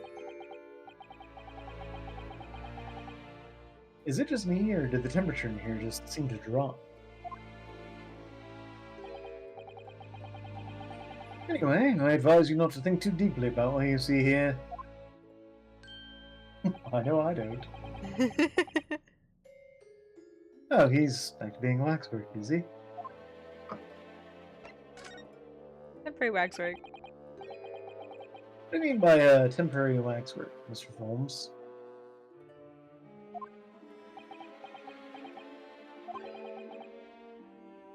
Exactly what you see. I'm part of the exhibits here, catching these criminals in the act. Catching them? Every half an hour, I home in on a different killer in one of the displays and adopt a new pose to ensnare them. Oh dear. When members of the public come for a closer look, I offer them my hand to shake. For a shilling, I'll happily allow them to take a photograph with us. What are you doing? Us? Does it mean him and the waxwork murderers in here? It's like the street performers that pretend to be statues. Yeah. But why, Mr. Holmes? My dear fellow, isn't it obvious? For the money. You really roared at me there. Very fitting for that as a horse. As it stands, I may struggle to pay this month's rent, and I have the ravenous iris to consider. Oh, Hurley. I'm so hungry. What comes to shove, shall have to ask you to do your bit, Mr. Naruhodo. What's he threatening to rope me into now? So, with that in mind, how about a photograph? As a special treat, you may have to pick your pick of the murderers and scoundrels in here. You're Which still is gonna yours? you're still gonna charge me a shilling, aren't you? Yep. Maybe some other time. Remember, Mr. Naruhodo, you know me at your peril. I see where Iris gets it. Back to being the waxwork again. Just me here did his final remark there sound a lot like a curse.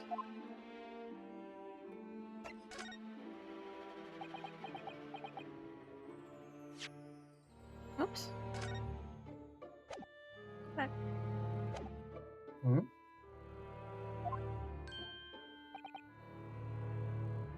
Well, what is it you'd like to ask me then? Actually, it's about Lord Van Zykes. Oh, our friend, Mr. Weaver. How did you find him? Well, I trust.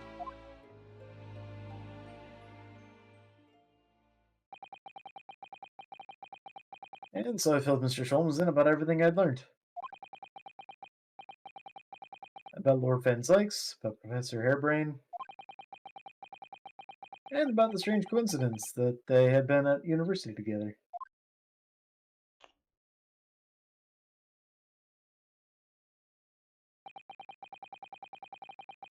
So I'm wondering what it was that happened to make Lord Van Zykes such a different person. I was sure that you know, Hurley.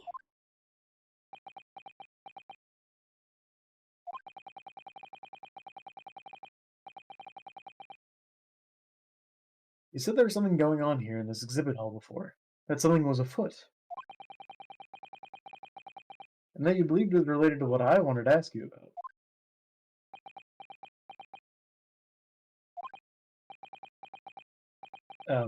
Mr. Sholmes? He suddenly clammed up. More like he suddenly waxed up.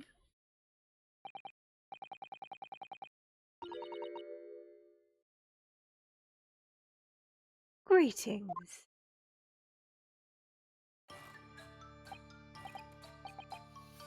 Oh, hello. Where did she appear from? And what's she wearing? Could she look any more mysterious? I was expecting an old lady. I hope you are appreciating my museum. Sorry, have we... Mr. Sholmes Denobus. Not again.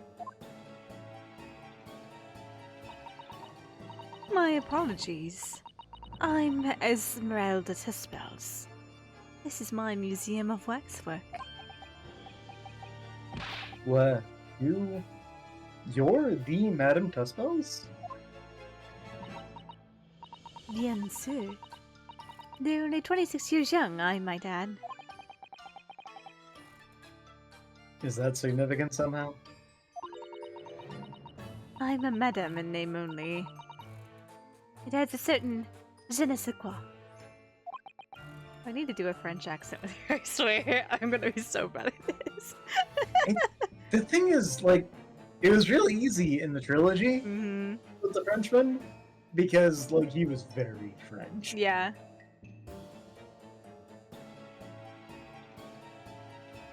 According to the design info that came with the game, they originally pitched Test Spells as an older woman, but thought that they had too many older characters in this chapter, so they made her younger. I see.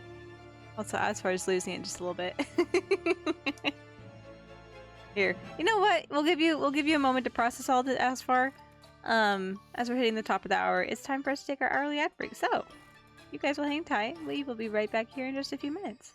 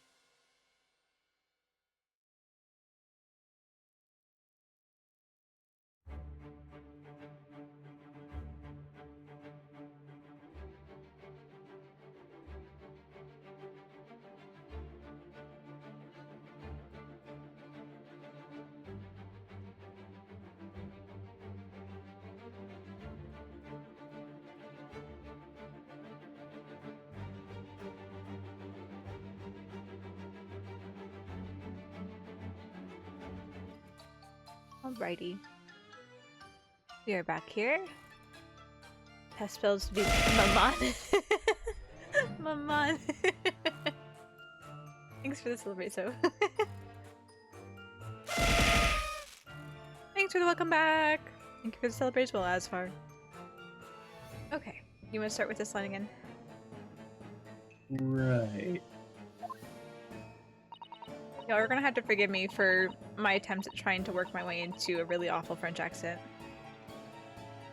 Mimchi, hi Necro, welcome in. Also, I'm not your mommy, Asfar. I'm no one's mommy, please. Oh, how do I even approach a fucking French accent, man? Is this Mommy Michi again? Again? I've never been Mommy Michi. I am Tomo's mom, though. That's true. That's true. Only Tomo can call me mom. Say wee a lot. This has happened in the past? What do you mean this has happened in the past? I don't recall ever. It doesn't surprise me. What? You might have just blocked it out. I mean, you know, Calling you. that's Then true. calling you mommy. That's true. This might have happened in the past and I just blocked it out. I tend to blot out things I don't want to remember. Yeah. Sometimes you block out things you do want to remember. You know, with my memory nowadays, it really is that way. Ah, man, okay. I just gotta do it, because if I just keep thinking about it here, I'm just gonna, like, go silent like I'm doing right now. I just gotta do it. It's a repressed memory, yes, maybe it is. Maybe it is. Ah. Je ne sais quoi. Firstly, I must apologize for my waxworks. Or rather, one waxwork in particular. That'll be Mr. Holmes then. I was led to believe he was a great detective, but he seems unable to settle. Next time you move from your designated exhibit, there will be toil and trouble. She sounds deadly serious. Problem. What am I supposed to ask Mr. Holmes about Lord Van Sykes now? Let's not forget what Hurley said before. About something being afoot, right here in this museum, I mean. Yes, I know, but I'm so curious. I want to know what's happening here.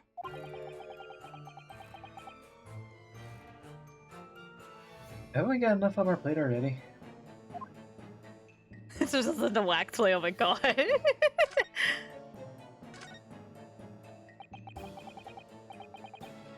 Did you make all these waxworks, Madame Tuspels? I did. I am the third generation of waxwork artisans, you know. Gosh! It was my grandmother who began the tradition in my family. Her fortunes were checkered, living through the turbulent times of the French Revolution as she did. But that is when she acquired the savoir-faire that leads to the astonishing lifelikeliness. All these waxworks really do look as though they're alive. In fact, they look more alive than Hurley. He's a little dead inside, you can't blame him. What you see exhibited here represents the most atrocious of London's criminal past. All the waxworks were created in the presence of the real people on which they are modelled. In the hours immediately following their executions. That is the secret to the extraordinary lifelikeness. That sounds terrifying. All walks of life have similar challenges, I'm sure. To carry out one's trade par excellence, one must go to extraordinary lengths. My exhibits are a reflection of society. I create only that which the public wishes to see. Why couldn't the public have wished to see something less horrifying? Do not fear. Alright. This room is the only one in the museum with such a macabre theme. I do hope you'll explore. There are models of famous singers, actors, politicians. Something for every taste, I hope. It was theirs who dragged me straight in here, come to think of it. Sorry. Perhaps I should have eased you into things.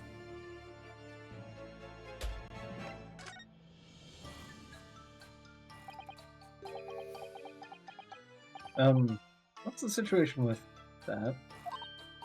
Ah, my temporary waxworks model.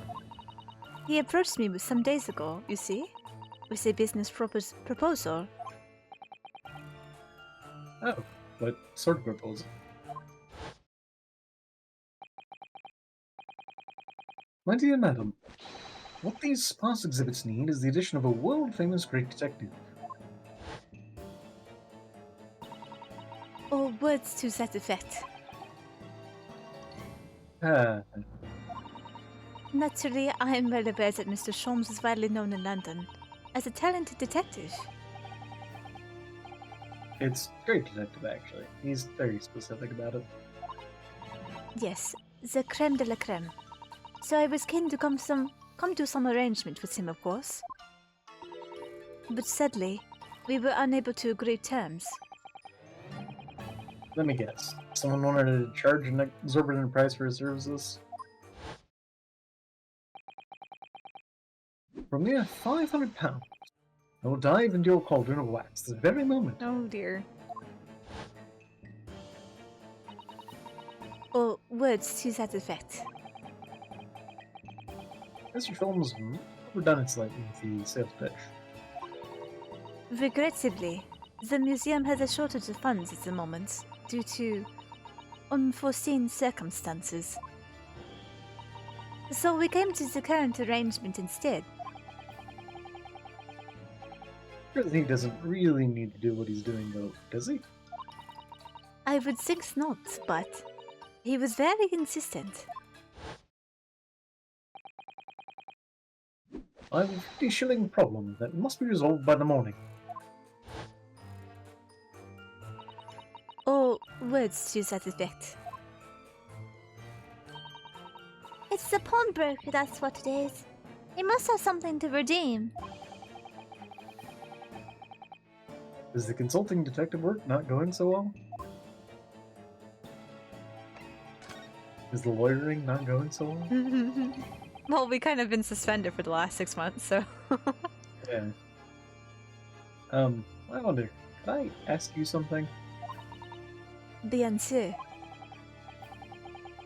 I'm just curious. Is anything going on in the museum at the moment? Some kind of incident, perhaps?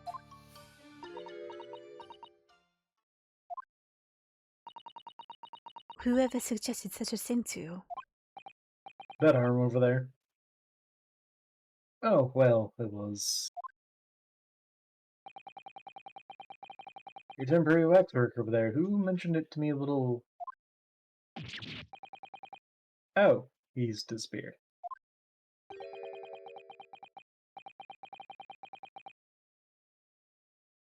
Hmm. Ah. Is it Sholmes? I don't know. I don't think it is Sholmes. No, I feel like it might be a new NPC, or It's Pearl. it's obviously Pearl. Wouldn't be like Van Sykes or something, would it? A wax model is a work of art, not some pottery object for trade. Ah. The thing is, I could actually see him, like, just doing I his voice. also could see him just hopping behind Renosuke and doing a faux voice like that too, to be honest. But there you are. Leaving the exhibit again when you should be working. Do you wish to be melted down? My dear Madame Tospels, save your reprimands. There are more pressing concerns. The wax can wait. There are ideas about your current problem you must throw into the melting pot instead. Personally, I would advise you not to involve the police, Why ever not? because they're stupid. She's turned as white as a sheet. Because you have at your disposal the great detective, whose services you may employ for a mere 50 shillings. Oh my god. Please be aware that I prefer... No. I insist upon payment in advance.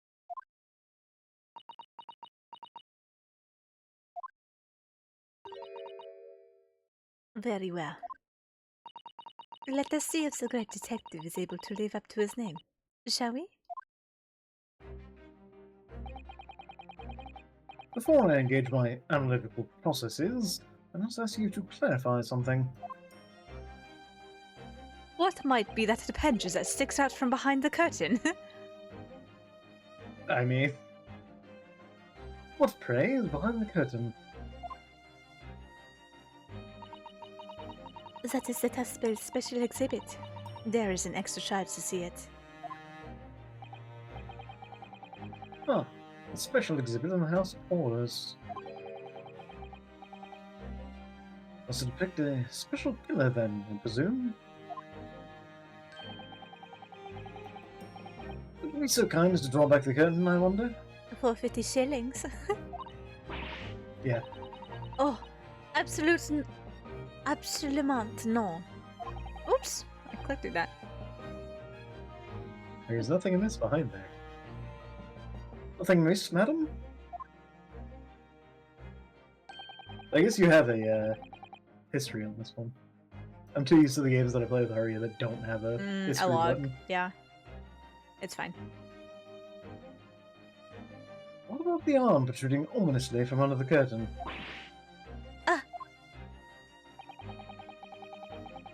I strongly encourage you to allow me to see what lies beyond before the situation worsens.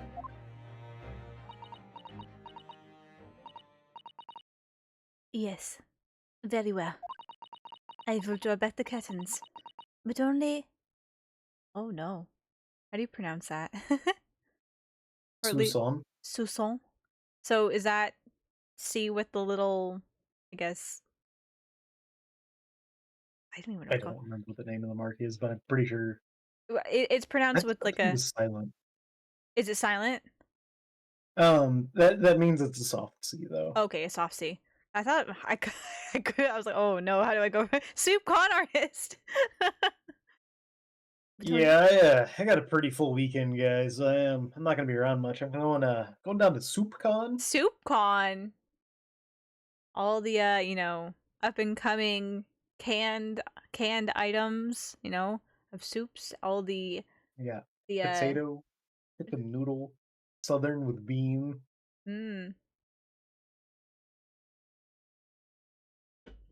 but only a Sousson.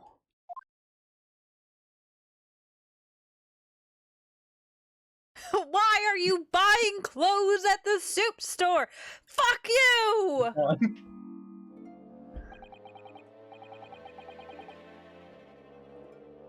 Yeah. Well, let's confess, I peeked behind the curtain earlier. Spell's special exhibit is a very bleak graveyard scene indeed. And yet, somewhat surprisingly, a waxwork killer one would expect is nowhere to be seen. Is he also a temporary wax brick? What does strike one, however,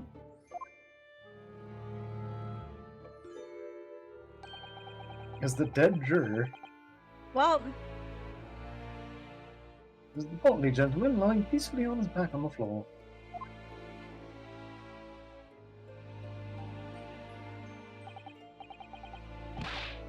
Well, then perhaps Mr. Sholmes.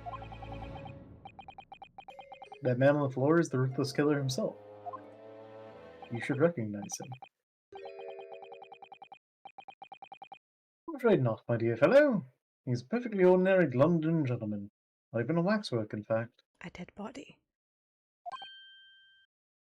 What? Skillfully made as these waxworks are, they are always distinguishable from real humans. So, allow me to present my two conclusions. They're both going to be wrong. And we're going to have to correct you real quick after we do a intellectual tango.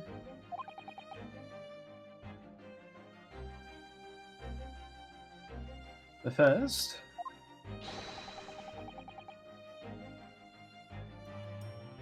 is that a sizable business transaction has been taking place in this special exhibit. Why? Why would you say that? And second,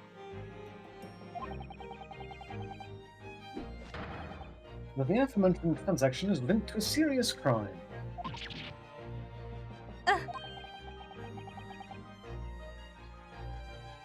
It spells candle wax. I don't understand.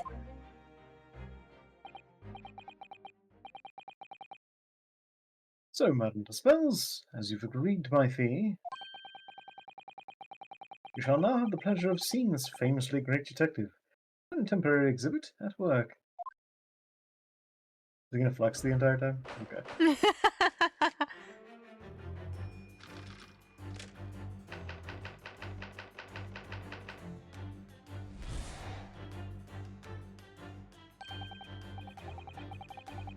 To begin with, we must ask ourselves what exactly is afoot here in the museum.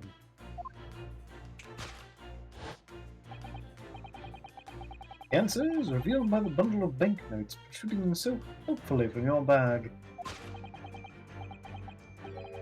My estimation, some £200? That is all my money. My own money. What was a large sum of money revealed? Ah, not as much as the involuntary glance you cast, it would seem, Madame Duspels. Yes, the answer lies where your eyes now fall. You would not be able to see your eyes that well. Significance of the £200 was revealed by that public notice. Waxwork for sale. The business has hit hard times, it would seem. In short, you sold the infamous killer, the centerpiece of your special exhibit, with a sum of £200. No! Now, let us explore the next curiosity with which we are presented. Who is the portly gentleman stretched out so peacefully on the floor?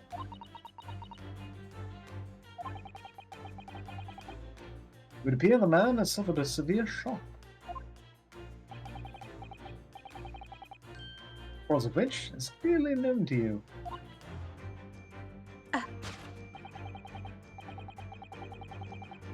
Fortunately, madam, keeping secrets does not appear to be your forte. Back to the banknotes.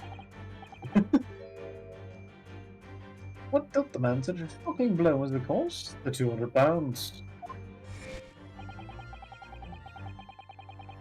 It would appear that you twisted the gentleman around your little finger most effectively. What are you suggesting?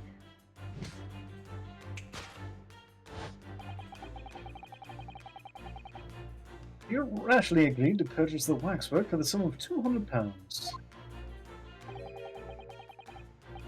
Only when he came to hand the money over did it occur to him what an extortionate amount he was paying.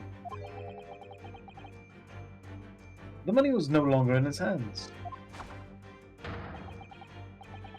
And the result? The scene we see before us. He collapsed in shock. Yep.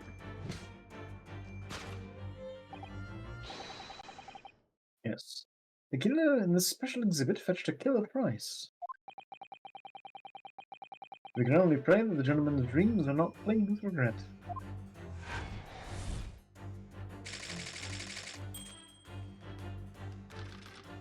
Sure. Part 2. The question that arises then is what had become of the waxwork that changed hands? Let us consider that problem for a moment. You cannot possibly. What immediately strikes me about this conundrum is the young man standing over there. Who is the fellow? Find the answer, we need only observe his nature. Soph has been worn by policemen as a secret sign to fellow members of the force that a crime is being perpetrated. Yes. This young man is an undercover policeman, currently investigating this museum. I know him, in fact. It's Sergeant John Clay. What are you talking about? The man's quite a celebrity. He received triple accolades at last year's policing awards. Did he get the broken shield? Hmm. No, he got the intact shield. Oh, right. But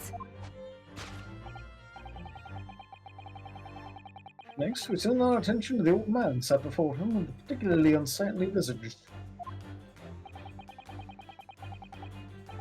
I've been watching closely and he hasn't moved a muscle, almost in fact, as if he were waxwork. but you... Your reaction only confirms my suspicions, madam. Notice it at once, of course. Observe. A telltale sign that instantly proves whether or not this old man is a waxwork is the obvious price tag on the skirt. Pence, a tragically low price, you might say. But perhaps the going rate for aging waxworks will all pass. And yet you sold it to the holy gentleman for an exorbitant £200.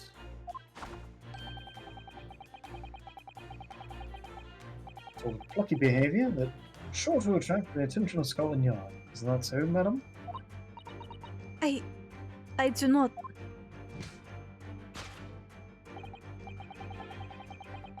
Yes, the waxwork you sold has already been seized by the police and remains in their custody as we speak. The old man must be reunited with his grave in the special exhibit, not a moment too soon.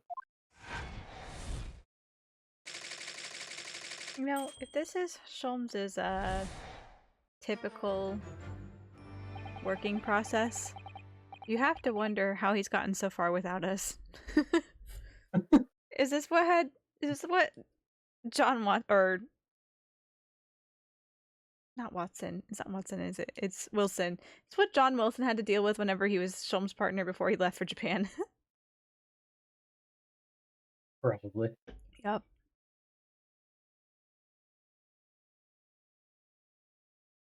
This concludes Sherlock Holmes' great deduction of this horrifying puzzle.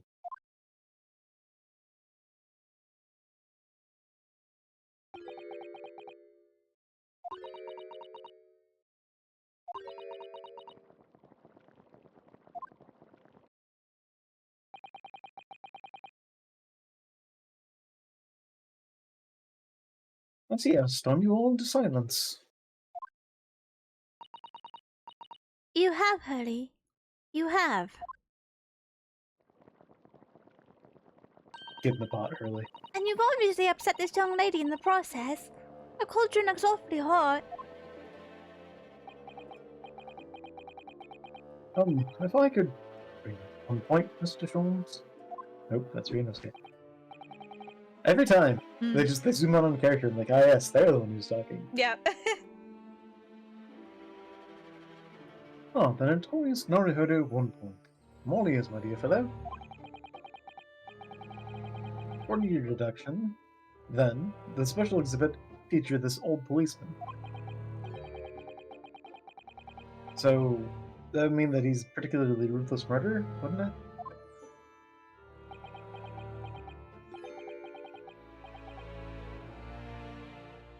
Killer policeman. What a mole. Sorry. It was a mysterious series of murders that rattled the capital only last year. Police rushed to the scene every time, only to find the culprit had disappeared into the ether. And it turned out that the culprit was a policeman himself, a senior officer by the name of Baltimore. So you mean that's who the sinister-looking old man there is supposed to be? Indeed. It was particularly grim face, is it not? Unforgettable, in fact. Yes, I remember that odious countenance only too well.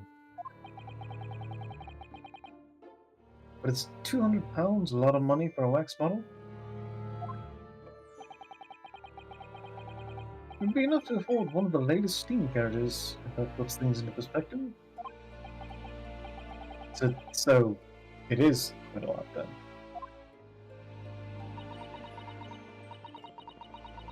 Is there anything else you wish to add? Before I melt you down.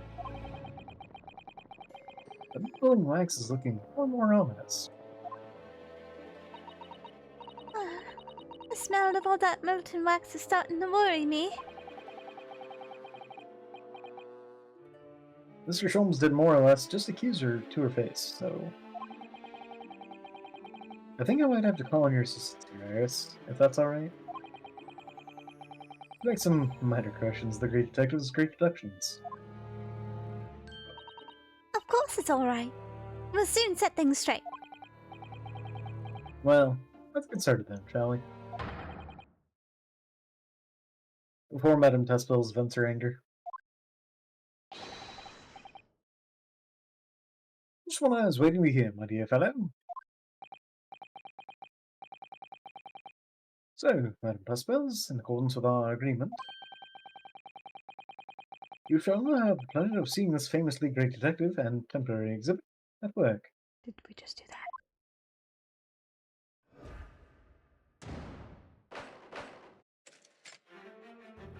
Hold it, Mr. Sholmes.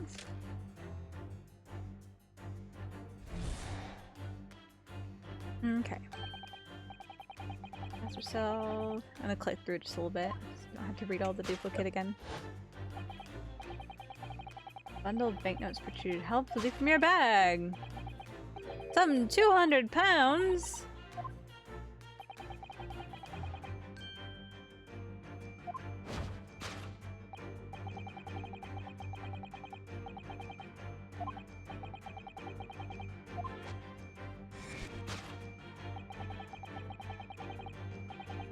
Public notice.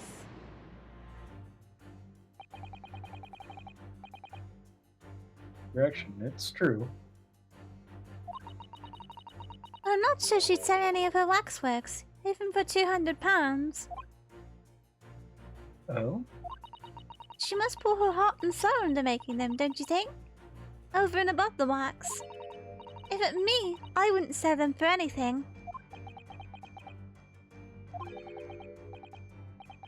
That much money I would, but sounds like that makes me a bad person. Well, anyway. I wonder if the £200 could have some other significance. Let's follow it at a glance again, see if there's anything else that could explain it.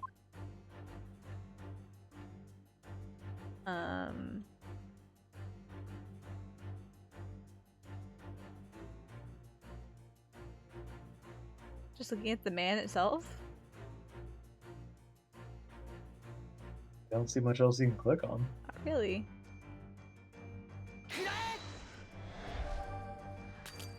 Nope. Do we have to look at the man? Or do we have to look at the notice and see what specifically it says? I mean, we typically have to observe things closer in order to...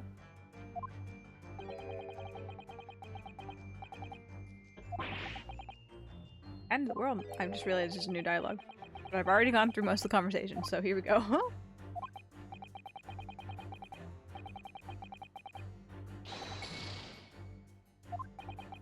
Damn, I got smacked on the wrist by... Thanks, Sholmes. 10 out of 10.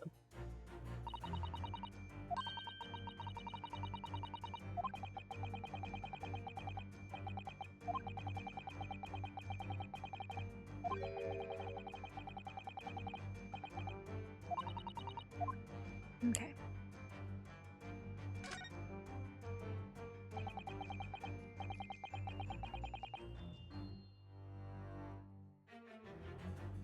Waxwork for sale. Would anybody really buy models of mass murderers? I think Arya might. Hmm? Arya might. Arya might, yeah. Depends which ones.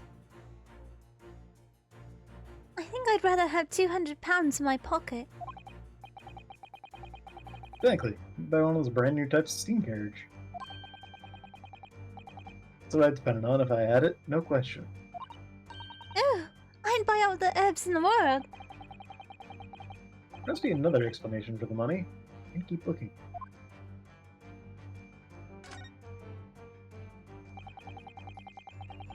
Seems this well-dressed gentleman is alive after all. Just not alive and kicking. He's not a waxwork or a model of a mass murderer. I'm not sure I'd pay £200 for him. I don't think the man's up for sale. Well, anyway, it was a silly place to put him. Other museum visitors could easily trip. I don't think the man was put here on purpose either. So, that wasn't it either. Oh, What's that note doing pinned on the wall there? oh yes, let's see. Dear Madame Tussballs, I've taken the prisoner from this room. The price for his safe return is £200. Have the money ready by noon on 23rd October. What? This is just like the sort of thing that's left behind when someone's kidnapped. Yes, it's a ransom note. Exactly. Ransom note.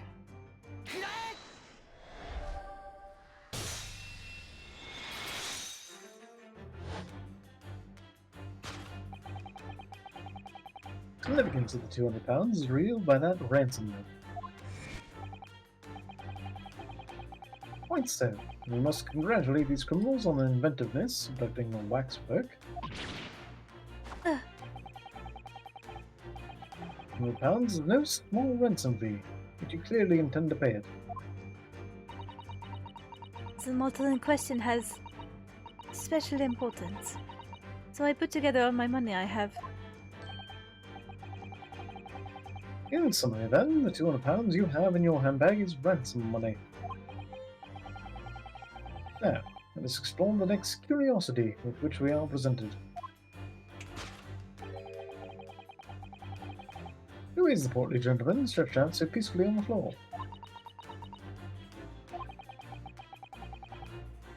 It would appear the man has suffered a severe shock, cause of which is clearly known to you.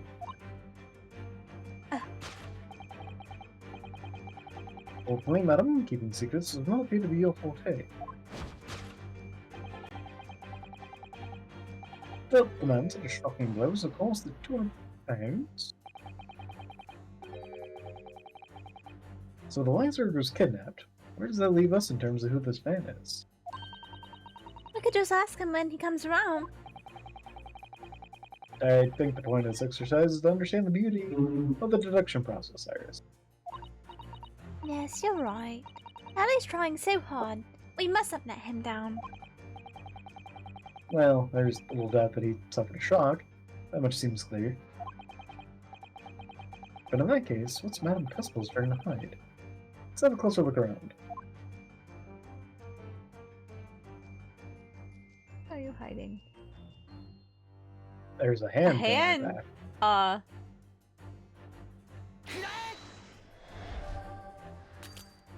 Gosh damn it!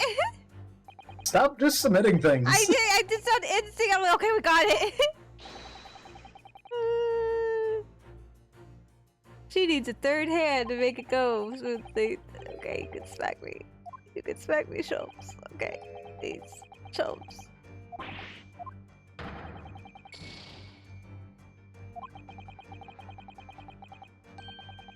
Yes, I know. I use my good observational skills. Okay, I just didn't click on it first.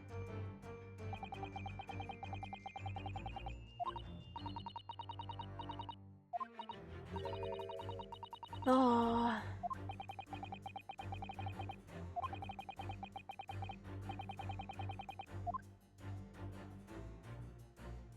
Let's look at the hand. It's just Man Dustbelt's right hand, isn't it? Yes, it must be. I can clearly see her left hand after all. But that's the left hand. Yep. Oh, but wait a minute. This is her left hand as well. Look. It's kind of like having two left feet, but you have two left hands. Dang. Don't say such a creepy things, Iris. Please. And it seems very stiff too. In fact, it's really hard. You mean... Wait, wax? It's really weird when you think about the fact that we're just, like, hanging up behind her, messing with his hand. Poke, poke.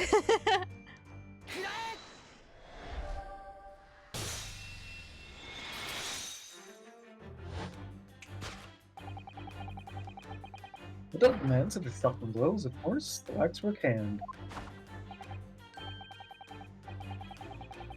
Indeed, with solid waxwork limb, one could deliver a very substantial blow. How could you?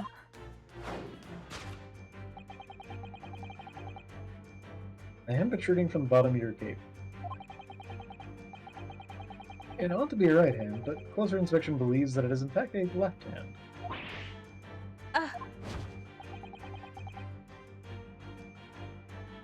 And somewhat masculine as well. In other words, it does not belong to you, madam. It is the hand of a waxwork model. Also completely different color.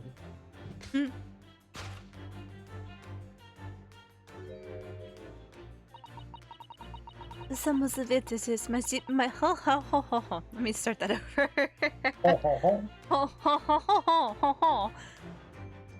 Some of the visitors to my museum can be troublesome. They meddle with the exhibits and cause damage.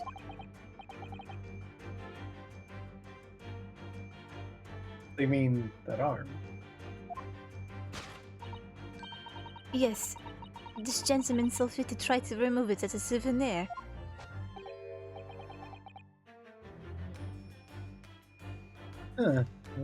No small keepsake.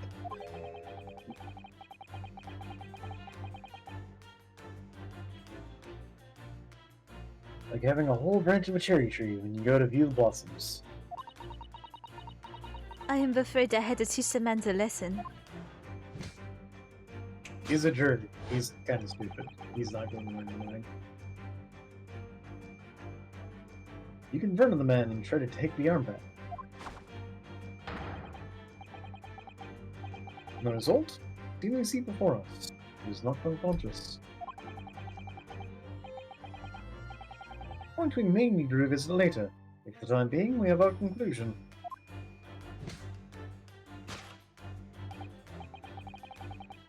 Yes, the killer in this special exhibit has been kidnapped. Wax snapped.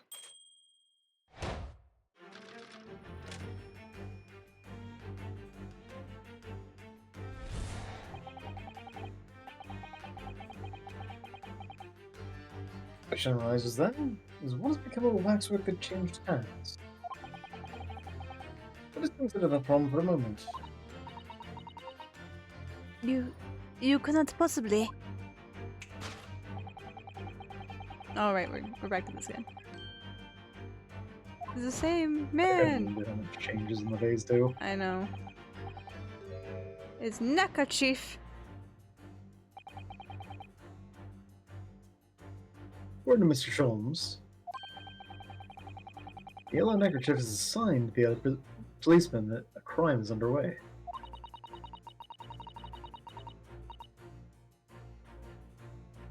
A way of communicating with his colleagues without revealing his identity, yes?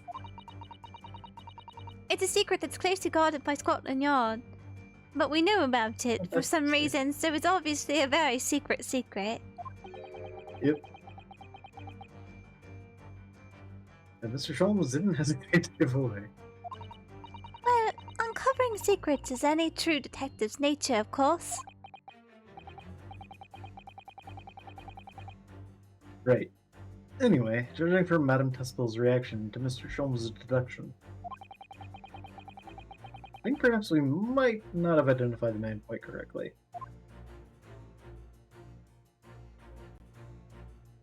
What is this, Is the he arm? perchance missing his left arm? Maybe.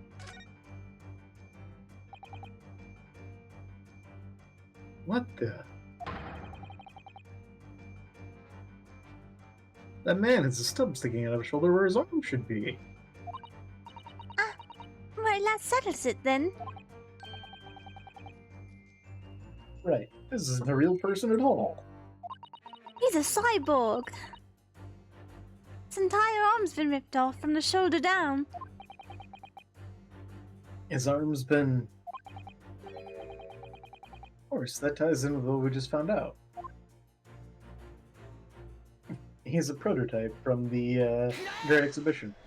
Oh, obviously, yes.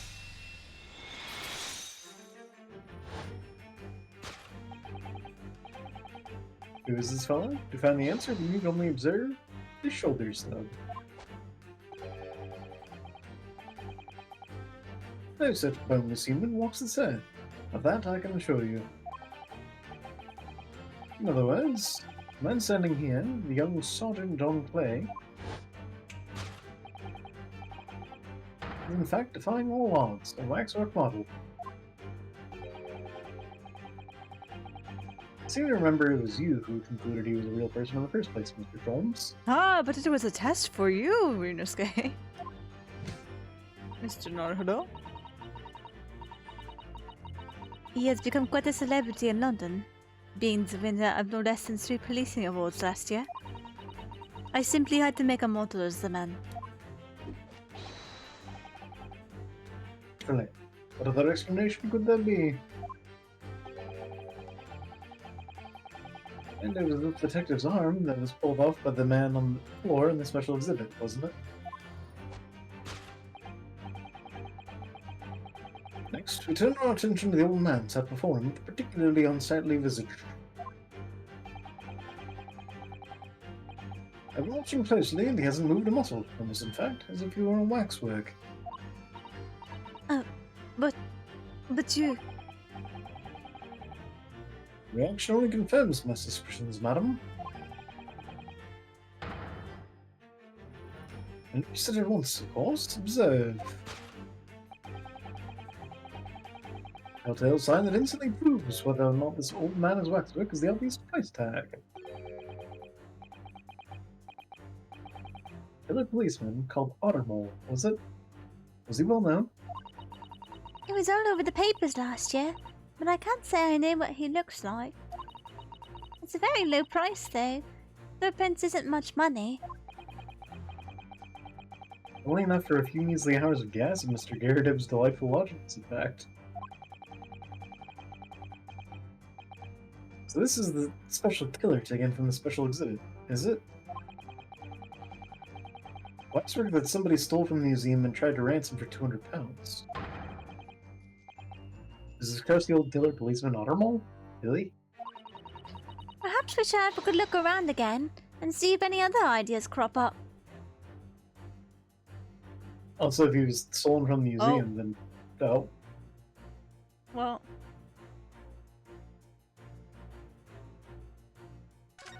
What a twitchy waxwork model. But look at this!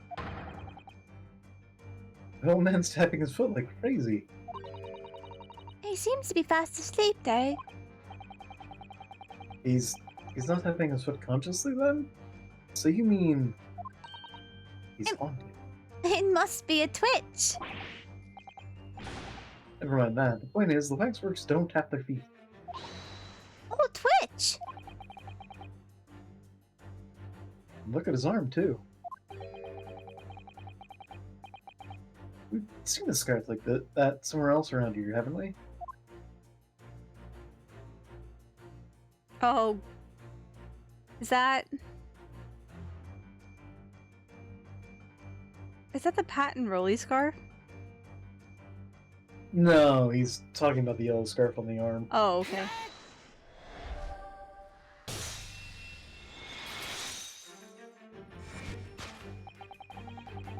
I think Willie did have a scarf like that, but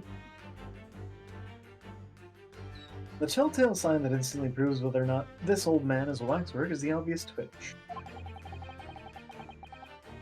Even the most realistic waxworks do not exhibit a twitch. How many times are we going to say twitch? Twitch.tv/Michio_exe. Follow Michio on Twitch. Like, comment, and subscribe. Like, comment, and subscribe. Otherwise, this hated old man is in fact a genuine member of Scotland Yard. Slight shift in your choice of adjectives, then. There you have it. Well, Madam Dustballs? Well, what? It was me who contacted the police and demanded that someone come in the first place. He is clearly fatigued. He is sound asleep. But then, what's this tag about, showing the price of 3 pence? No doubt, the price tag of the muffler, which the old Bobby purchased recently at a local market. And I presume you've observed the scarf tied around his arm? Does that not strike you, Mr. Naruhodo? Yes, the secret sign used by detectives to show that some criminal activity is currently underway. Of course, because as you know, there has been just such criminal activity happening here. As you deduced from the very beginning, Detective. So it would seem that we finally arrived at the truth.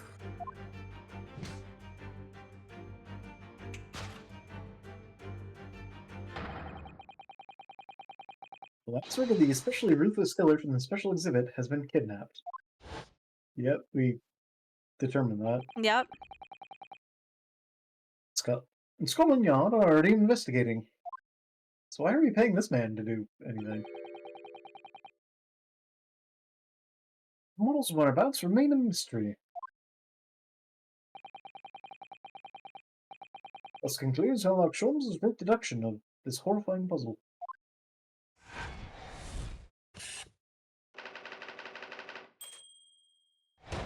Meh. It's still a mystery. Solved.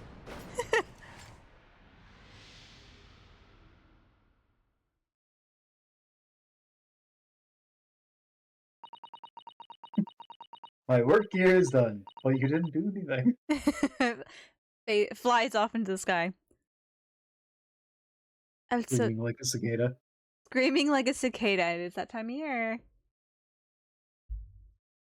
all sorts of people visit my museum here. Men and women, young and old. Sometimes they drop in just for a short time on their way back from the pub. I welcome them all. But if anyone tries to damage my exhibits, I do not take it lightly. Anyway.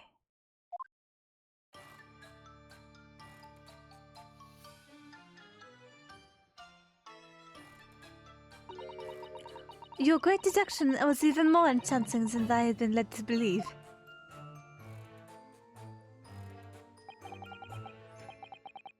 It's a pleasure, my dear madam. I'm gratified that you enjoyed the spectacle. And as for your rough customer, I'm no doubt he'll regain consciousness shortly and return home. What concerns me more is the waxwork in the special display, if it was indeed genuinely abducted.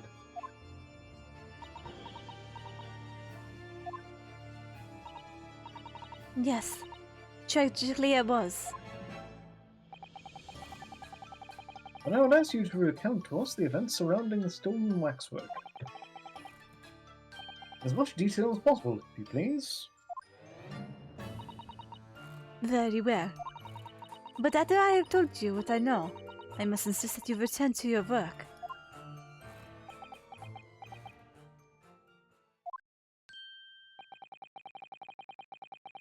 The talents of a great detective could be put to better use, I feel, but as you wish.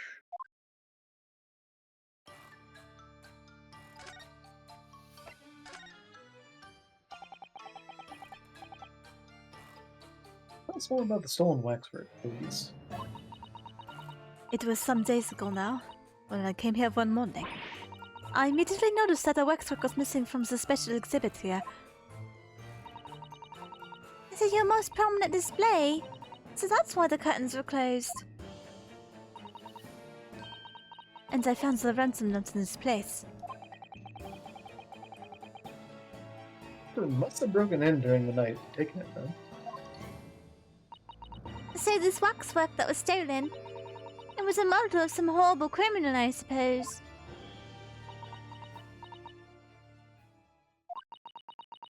Of a particularly horrible criminal, in fact. The killer who left a more profound scar on society than any other, I would say. The Professor. Not a name I've heard of. Or of a title, really. Yeah. No, Mr. Norauto. It seems the circle is complete. Our work here is done. Let's go. What? Sorry? The Professor case happened at around the time I was born, didn't it? Indeed it did, Iris. 10 years ago, a series of murders that rocked the capital. 10 years ago? Yes, at exactly the time that Beric von Zykes graduated from university, in fact. What? Surely he's not saying... Jack the Professor. So the big event that changed Mr. Reaper's life.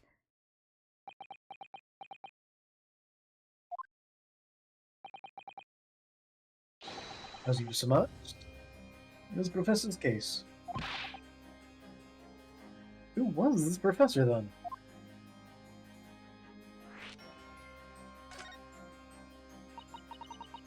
It was a series of gruesome murders that had all of London gripped in terror a decade ago.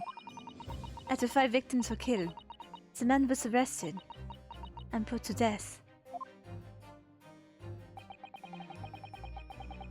Now he's immortalized here in wax for all Londoners to admire and enjoy.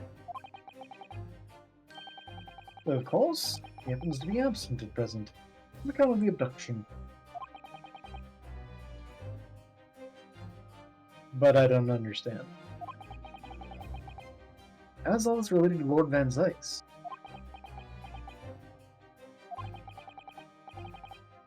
Just understand, my dear fellow, why it is that the Professor earned such infamy. It was due to the victims he chose, some of Whitehall's finest. What do you mean, Harry? Those murdered by the Professor were some of the highest members of the British aristocracy. Members of the nobility, even royalty. It sent shockwaves through the entire country's administration. Members of the... Ah, wait, of course. His dad died in an elevator. No. What Professor Harebrayne said. Van Zykes thinks he's the he's the culprit.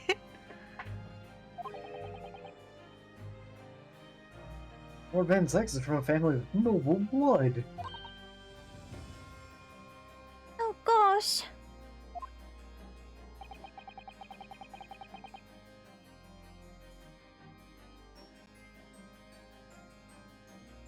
Okay, that was it. I got you. Sure. Okay. It was the 5th victim that led to the Professor's arrest. As the killer's prey was a young noble by the name of...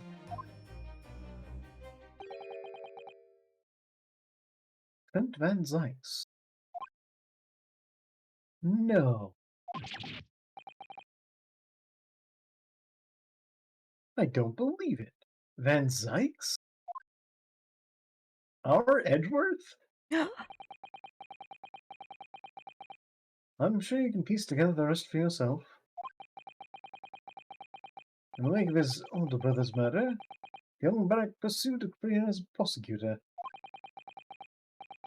And eventually came the Reaper we know today.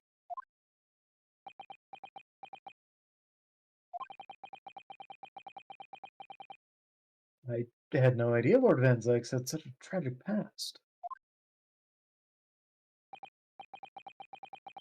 Well, I'm afraid that's all I can say on the matter.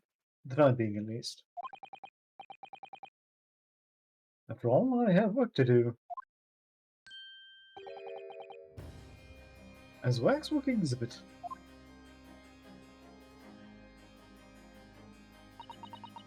I'm afraid that I shall have to excuse myself as well. Oh, yes, of course. It's been a pleasure. Thank you.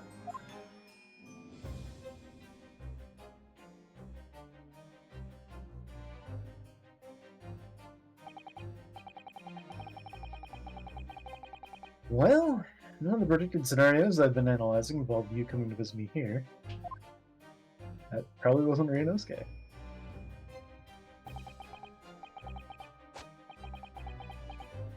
It's been too long, it really has. I'm delighted to see you, Barrack.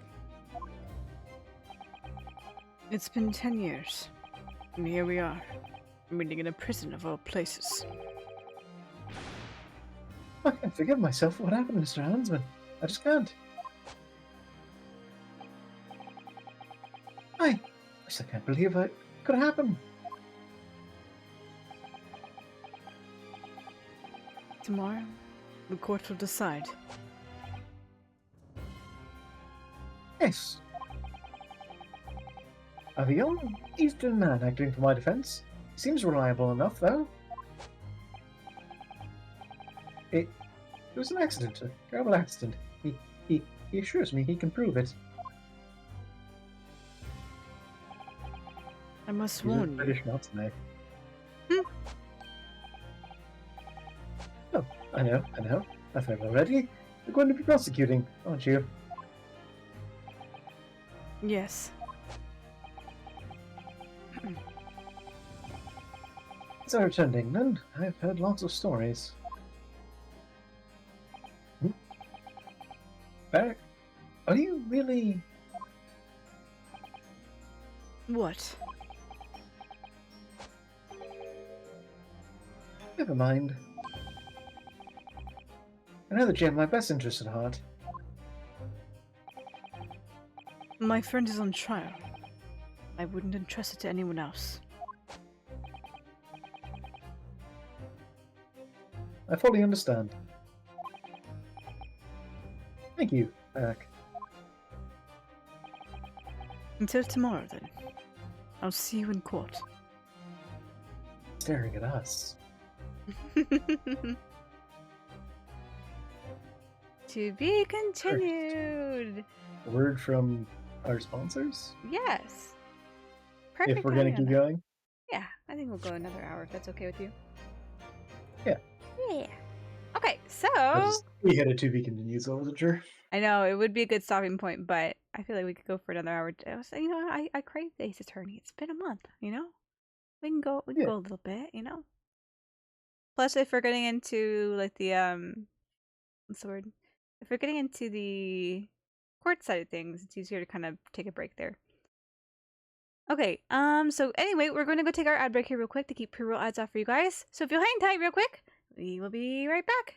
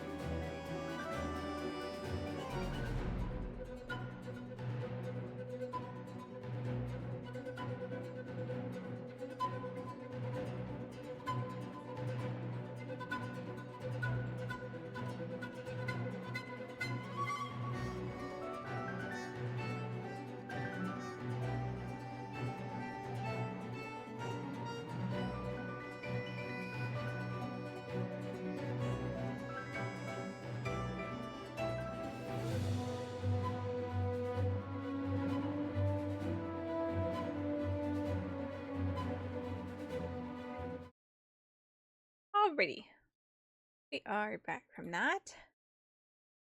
Let's go ahead and save our progress real quick. Alright, save. Toma, did you jump off the bed? Yes, you did. Thanks for the celebrate, Soph.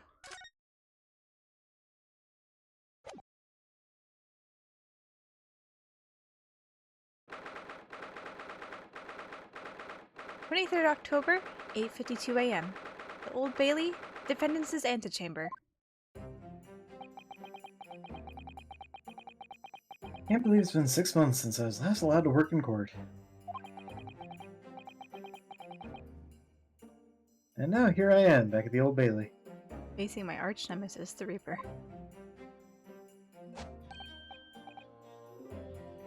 Oh, Mr. Naruto.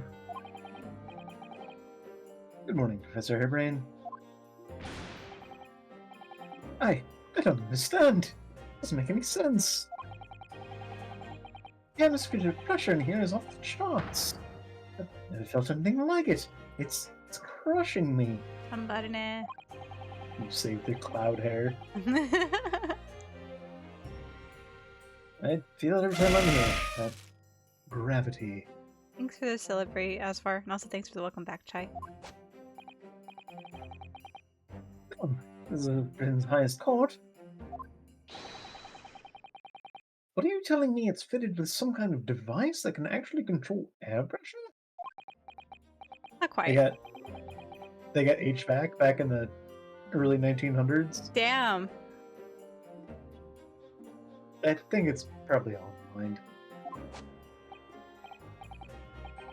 Oh, yes. You won't let me down, will you, Mr. Naruto? Yeah, nope, not at all. Interestingly, I kind of almost slipped into a British accent numerous times with Natsume. Yeah? So, once I finally settled into this guy's voice, I was like, no, this is right. Yeah. Meek and British. I'm counting on you in today's trial to save my life. To save the secret of my super high voltage instantaneous kinesis machine from being made public. Yes, I understand. I know what I have to do. I have to establish that the explosion 2 days ago was nothing more than an unfortunate accident. Well, I'm sure there's nothing to worry about, really. Justice will prevail.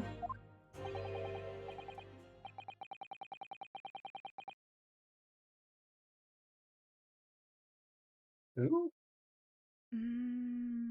Who the hell says commiserations in this game? Is it, Nail, Strongheart. I was gonna say Strongheart? But didn't he? No, he gave him Never his seen him in queso. this room before. I've never seen this room. Calls him Mr. Naruto. Sholmes, but It's probably Sholmes. probably. Commiserations, Mr. Naruto. You appear to have been lumbered with a most tiresome case here. Yep. It's always fucking Sholmes. It's always Sholmes. Mr. Sholmes, I didn't expect to see you here. Like some kind of, moron. That was very mean, Bruno, leaving me alone at home with Hurley. It took me at least an hour to wake him. I just imagine her, sitting on his chest, just slapping him in the face. Hurley, wake up! Smack! Pulls out the smoke grenade gun. Hurley, you better wake up this time! I'm going to smoke you out! It's like the trick of holding a person's nose, but instead you just smoke them out so they can't breathe. There you go. For some reason I held my nose as I said that, as if that could help anybody at home. Yes.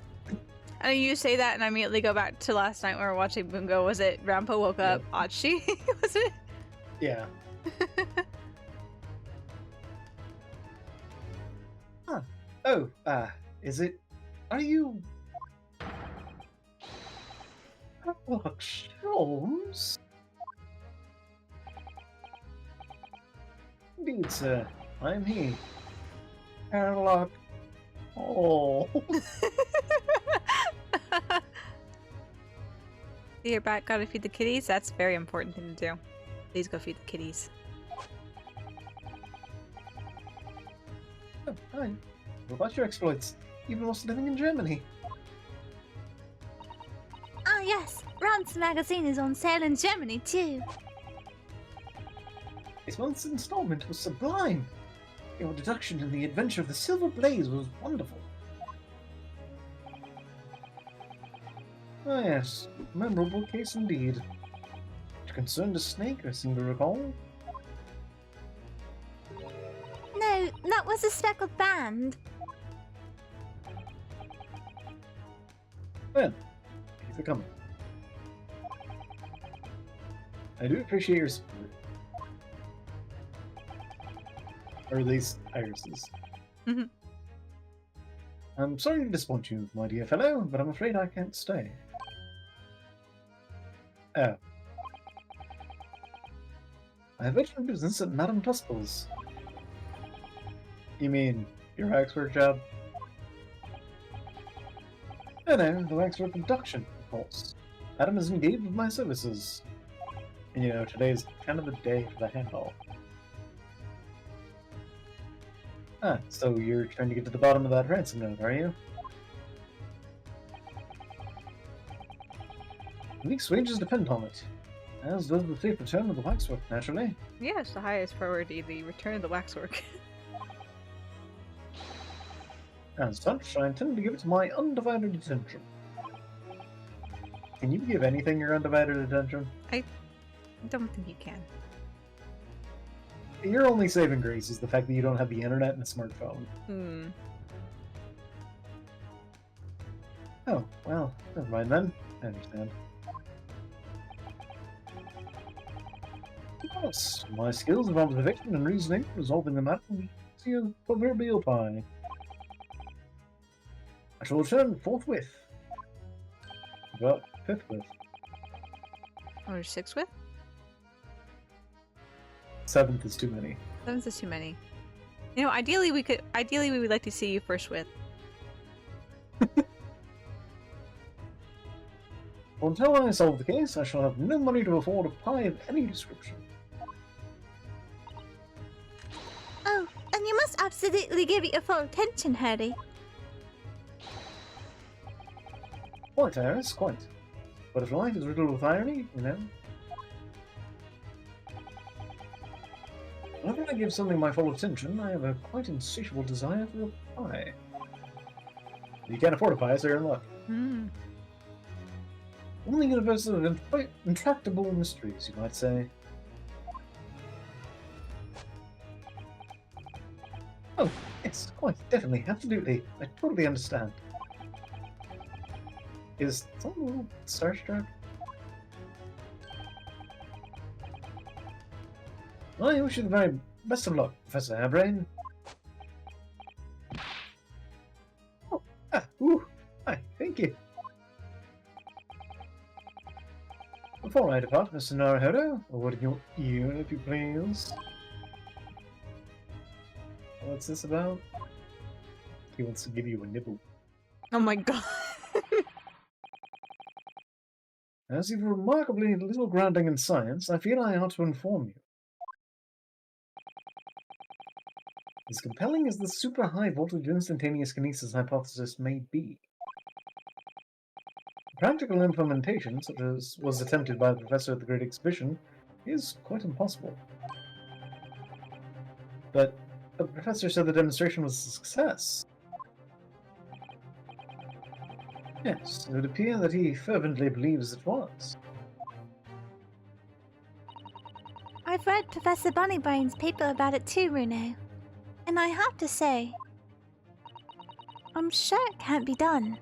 It could barely be done theoretically, let alone practically. So he's completely barking up the wrong tree. But how can an experiment that had no possibility of succeeding in fact succeed? That's contradictory. And it's that contradiction that'll be at the heart of this trial, I've no doubt. What's that supposed to mean?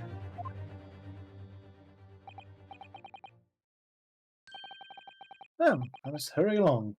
Wish you the best of luck, my dear fellow. See you later, Harry.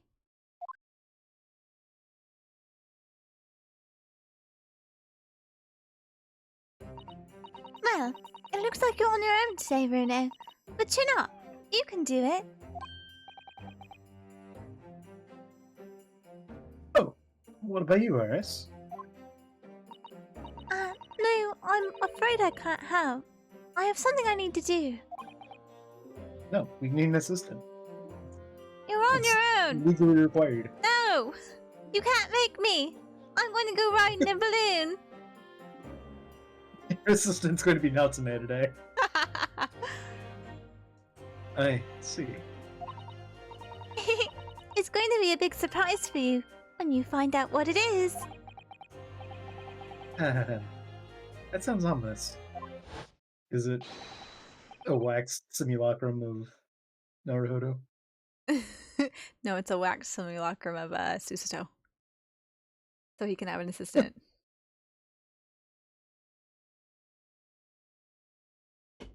Counsel for the defense and the defendant. Court is about to be in session. Make your way into the courtroom at once. We're on our way.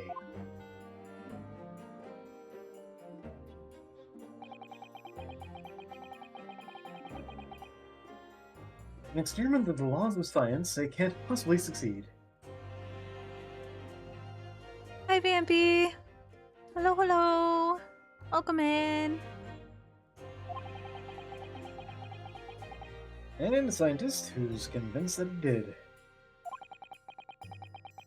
That's the riddle you have to unlock here. Ryunosuke. That's the key to this case.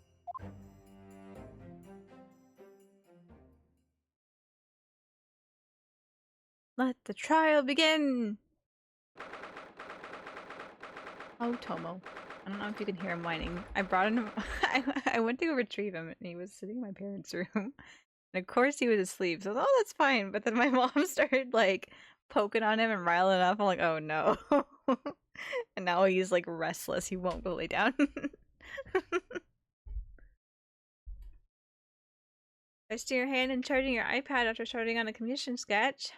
This is a good idea to rest. Rest your hands. No carpal tunnel. I hope you're doing well tonight.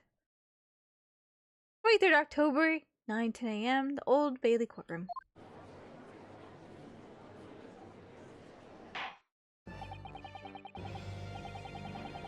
In the name of Her Majesty the Queen, I hereby declare this court to be in session. We are sitting today for the public trial of Professor Albert Harebrayne. I now call upon the counsels of the prosecution and defense to declare their willingness to proceed. The prosecution is ready.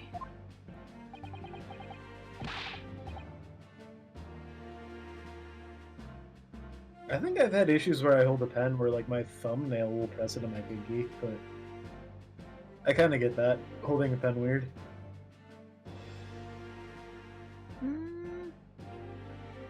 I picked it up a pen now to see how like I hold a pen, and I don't hold pens very often anymore. I have to unfortunately hold one every day at work. Consistently used one. But I kind of hold mine like between the first knuckle of my index and my middle finger, and then my thumb kind of comes across, like I rest the back of the pen in the gap, like the webbing between my thumb and my index finger. So my thumb kind of like wraps around the top. So I guess it's kind of weird because typically like the way that you're taught is to hold it in like 3, right? With the pads of your fingers or with the knuckle of your fingers, right? Yeah. So I think I'm a little weird where I wrap mine around, but I think it's just for the fact that my thumb cramps up. Holding a singular chopstick. Like holding a singular chopstick? How do I hold chopsticks? I had to get 2 pens and think about this.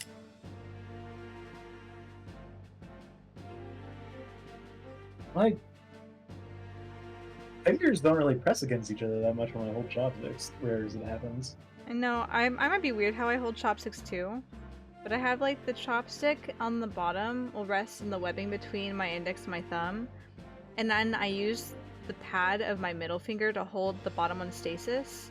And then I use my thumb and my index finger to manipulate the top chopstick to grab anything.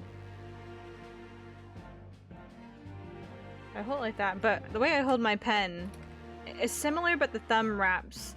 The pad of my index finger, or the pad of my middle finger doesn't touch it, it's the side of my middle finger. Right by the joint, and then my thumb wraps around it at the top versus like supporting it anyhow. Also, let me go toss Tomo on the bed, he's whining loudly. Gotta get the Tomo ramp.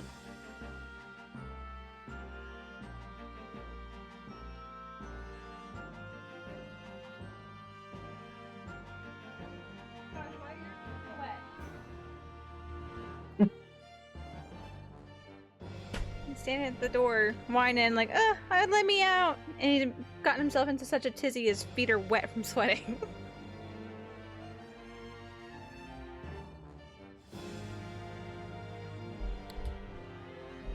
Okay, sorry, did you read this line, Soph? The defense is ready, my lord. I'm 6 months out of practice. And what's more? All alone. Without Susuto-san today. It's okay. Van Zykes is across the courtroom from you. You'll be fine. You're not alone. You got someone I back. just envisioned Van Zykes like saying his prosecutor-y things and then running over to stand next to the Inosuke when he needs an assistant and just dashing back and forth. Dashing back and forth. The prosecutor prosecution is oh, give me a minute. Starts fighting. Prosecution is ready. Starts fighting myself. The defense has an objection. Actually, the prosecution has an objection. What are you saying? You're just like, oh my god. The Inosuke is just not involved in Admiral anymore. I looked it up. I'm lateral quadrupod pen holder. Lateral quadrupod is that? Pod. Yes. That sounds like identification of a sea creature. It does.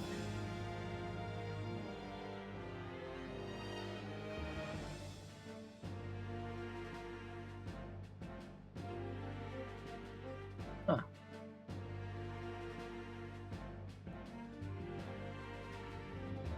I mean, if it works, I guess.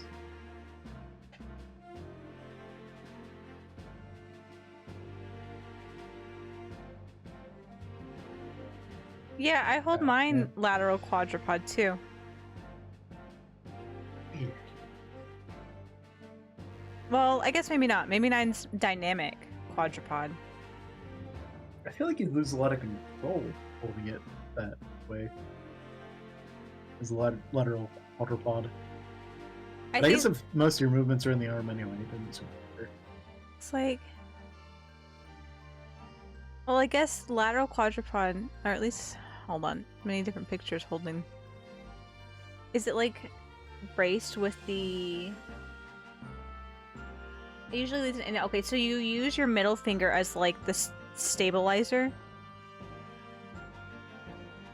Like, sorry, like the tip of your middle finger. It looks like, at least from the images I'm looking at here.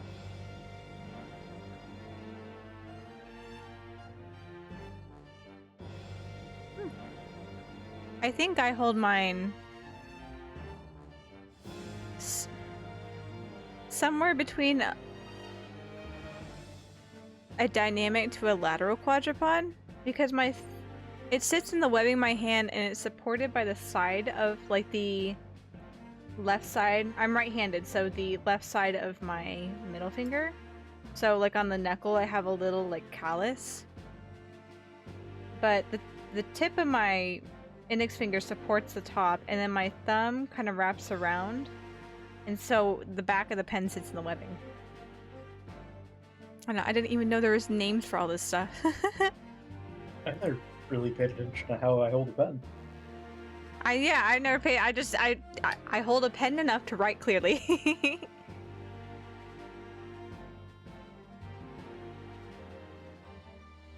Sounds like a lateral tripod. Yeah, the pictures that I'm looking at though show that a lot of the, like, when I hold a pen, it doesn't get anywhere near my ring finger at all. Like, it stays between the side of my middle finger and then I guess in between my middle and my index finger, and my index finger has more fingertip on it versus my middle finger uses just the side of my knuckle. But it's somewhere halfway in between. It looks like images of a lateral tripod and a dynamic tripod. Fascinating knowledge on something I didn't even realize had definitions. Just hold it in your fist like a kindergartner holds a crayon. There you go. I should start doing that at work and see what people think. They're just like, oh, here, let me fill out that checking withdrawal slip for you real quick. Takes my pen and, like, firmly fists it and starts writing. $100. $100 probably be pretty easy to do. But... I'd be like, oh, you know, when the like the UPS delivery driver comes, is like, oh, here, can you sign for this real quick for me? Oh yeah, I'll sign that for you real quick. Takes the pen, writes an X. Fisted grip, writes an X. There you go. Okay, back to the trial at hand, where Van Zykes is going to be playing both sides of the courtroom today.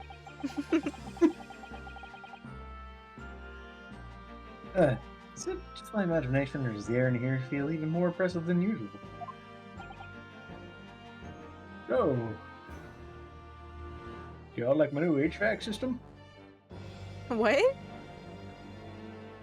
The joke from earlier about the HVAC system increasing the air pressure in here. Oh, yes, yes, indeed. Sorry, I heard something system, and so I didn't catch the first half of it. So it was more of like a what was just said versus what do you mean by what you said? System.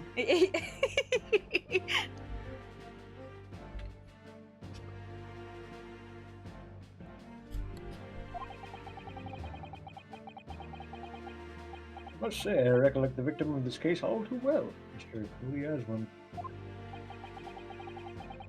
Mr. Asman was well known as a financier, though that was merely a front for his diverse criminal activities.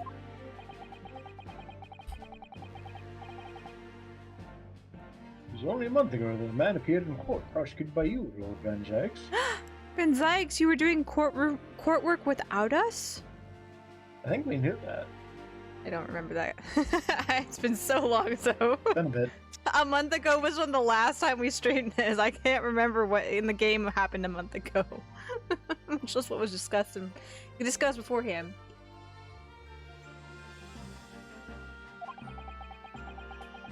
The jury unanimously found him not guilty.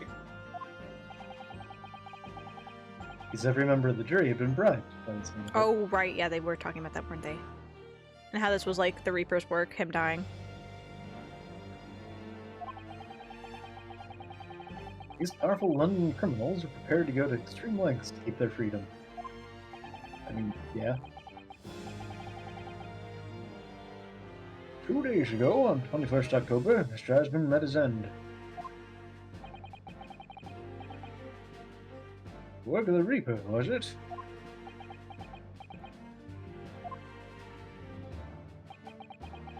That is how your lordship would describe divine retribution.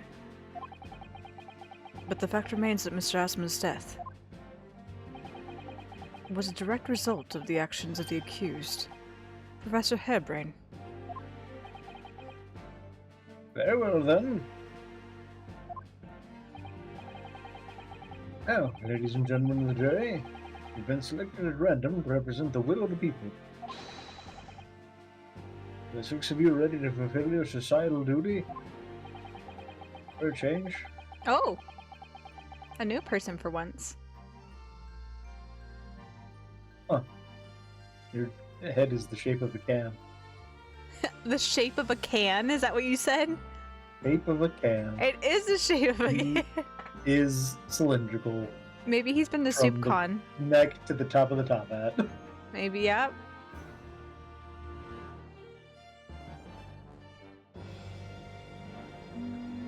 I'm so used to us having the same jerks. I know. Long watched Abraham Lincoln. 407 years ago, I found this person guilty.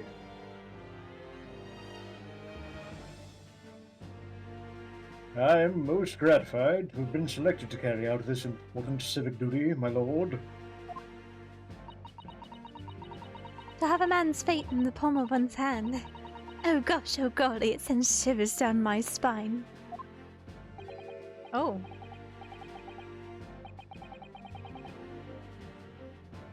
He looks like a, what was his name?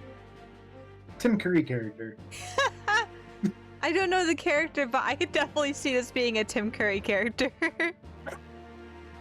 No, like, not a specific Tim Curry character, Oh, just like it a just- character that Tim Curry might play. Yes, I definitely see that. Science experiments, magic, conjuring tricks, courtroom trials, all are nothing more than performances. The oatmeal man. Any spurious scholar that defiles the reputation of science deserves to hang. I'm going to remember any of these later. We have to listen to what's said on both sides of the fence and settle on one. That's it, isn't it? Oh. You. Are you dead? What was in my day was like this at all.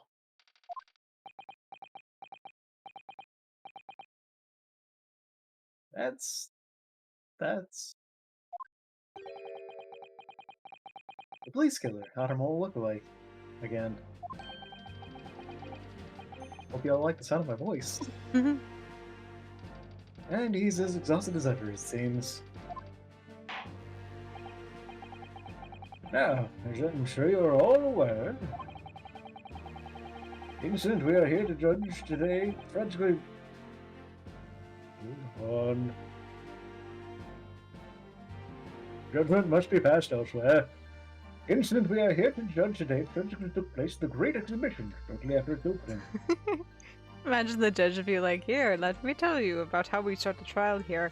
Starts saying a conversation here, I gotta stop halfway through, pulls out his phone, is like, I have to ban this fucker. No views in my courtroom. Just imagining a mouse that's like modeled after a gavel. In order to click, he has to just slam it. Ban! The ban hammer. I don't know, that's about the third one today. Real popular for the comeback today. Yeah. I usually have this Two of them problem. were the shorthand ones, one of them was the big one. Mm-hmm. Real popular today. Everyone's How you know excited. you made it. I know, I guess so. Everyone's excited for my comeback. All these bots coming in trying to sell me viewers. There've been some more recently than a year, but Yeah, it's usually I'd say we see maybe one every 2 to 3 months. It's usually very rare to see anyone come in, or a bot like that to come in and start posting stuff.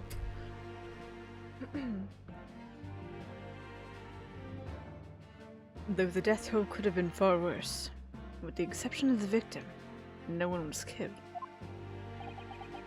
Nevertheless, the dream of the science being exhibited rapidly turned into a nightmare for the spectators.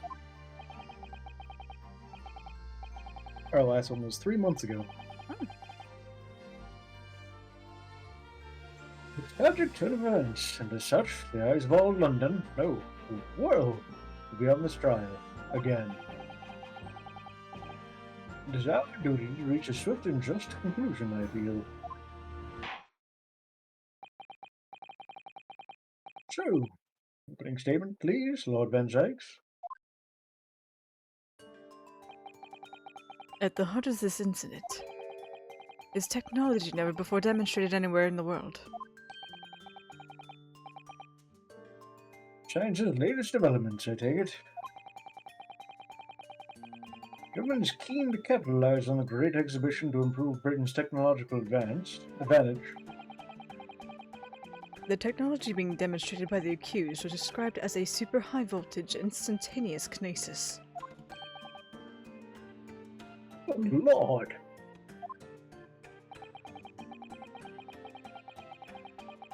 Designed to disassemble a human subject using extremely high voltage electricity. And beam them instantly to another location where they are subsequently reassembled. Is such a thing even within the realm of possibility? Well, I don't believe it, that's for sure. Disassembling people with electricity? My goodness, shocking. Wait. Huh. The whole idea is absurd. The hypothesis would never stand up to scrutiny. I believe you are a fellow of the Royal Society, are you not? An expert in your field? I am. My word on the matter can be considered Bible. Instantaneous kinesis is poppycock. So this expert and Mr. Sholmes are in agreement. It's impossible. What is the prosecution's view on the matter? The prosecution would assert that the accused instantaneous kinesis demonstration was a success. What? What's wrong?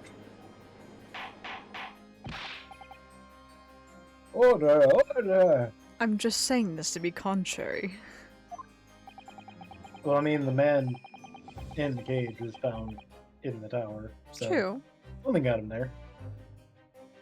You know, definitely not the velocity of an explosion sending a man across the way. Wasn't he in a cage, though? I honestly don't remember. We'll see. I thought someone mentioned something about that.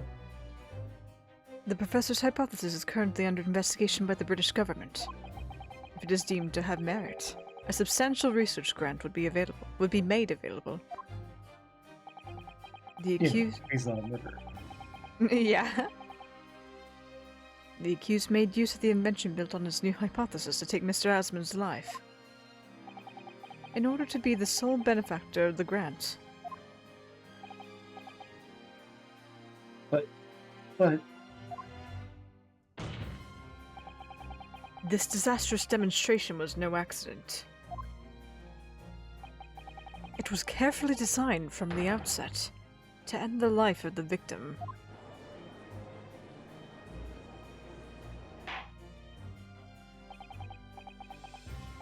Thank you, Lord Van Zykes. Prosecution's stance is clear.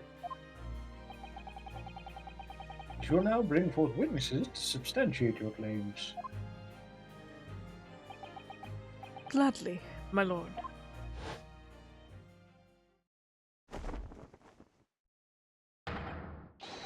Bailiff! Should the first witness to the stand. Is it Gregson, perchance?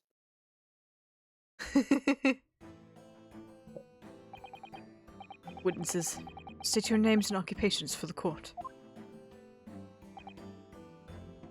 Yes, sir. Tobias Gregson, Detective Inspector at Scotland Yard's Homicide Division.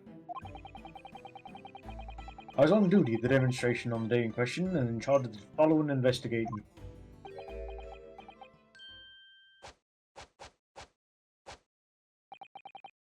Sir? Albert Harebrayne, as a scientist. You went through like 6 emotions there. Yeah, that tracks though. You were born in England, but have been carrying out research in Germany in recent years, correct?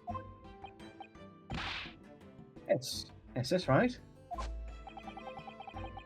After graduating from university here in Britain, I went to work in Germany and made an amazing discovery. Which is what brought me back. I had to demonstrate my incredible hypothesis at the Great Exhibition. What you demonstrated was incredible, all right. An incredible explosion. The science was a success. Instantaneous kinesis worked. Everyone saw it. Must have done. Yes, there was a terrible accident, but demonstration of my hypothesis was a success.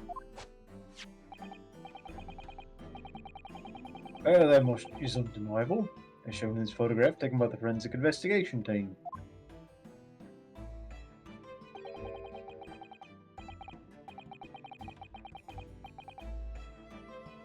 Was shot. It was taken inside the Crystal Tower, I take it. Centerpiece of the exhibition, no less. That's right, my lord. Seems the victim rammed straight into it.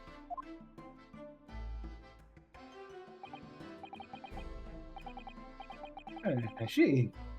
Very well, spend the photograph as evidence. Do we even have... Oh. No autopsy report yet. The photograph of the victim has been entered into the court record. As the court heard, the victim in the incident was Mr. Odie Asman. There have been a number of allegations made against the man, but putting them aside for the time being. It was the man who financed the research for the experiment and the demonstration itself. I see. So to summarize the situation,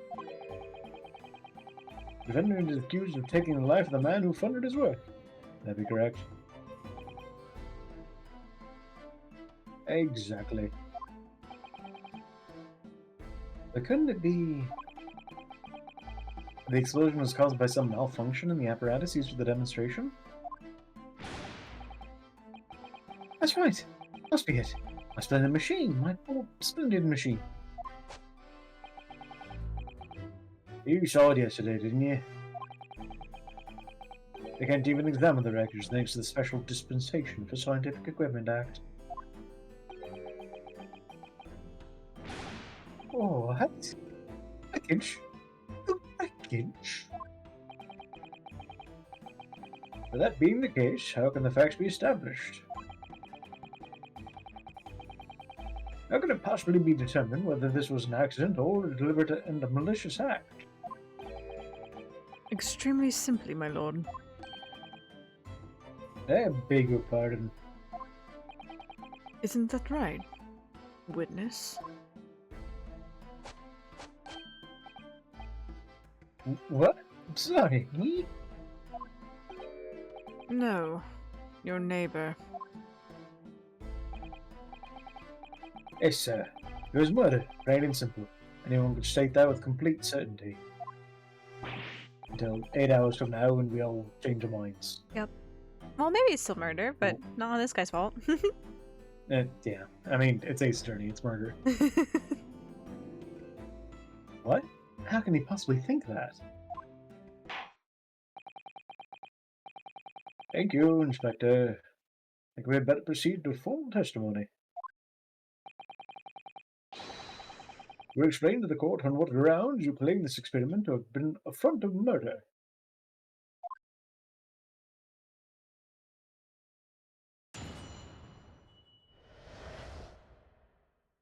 A front for murder. The corpse went crashing through the Crystal Tower had a broken neck. I made a minor miscalculation with the angle of the beam projector, that's all. That was my mistake. The post-mortem examination revealed another injury, a fatal wound. There was a lesion on his chest where he'd clearly been stabbed by something sharp right in the heart. So the victim was killed before he went anywhere, and this fella is the only one who could have done it. Unless there was a crossbow. Ah. Extraordinary business. In addition to suffering a broken neck, the victim was stabbed in the heart. Information I would really like to have heard from someone other than the judge. The coroner says death would have been all but instant from a wound like that. Until we get the updated autopsy report. You could say, in fact, that the victim was killed twice by the accused. He was not through the heart, and you're to blame. You give love a bad name. They don't remember their time together in college. No. No and no. That couldn't be further from the truth. Vince Sykes doesn't remember his time in college with Harebrayne specifically because he had a traumatic incident happen directly afterwards and blotted out all memories from that time of his life. Yeah, that would do it. I would do it. I have here the experiment plan document that was submitted to the security team.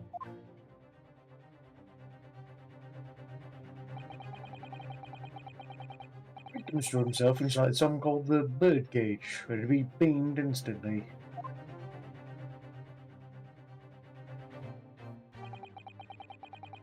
At the second level of the Crystal Tower, about 25 yards away. The experiment did not go according to plan, however.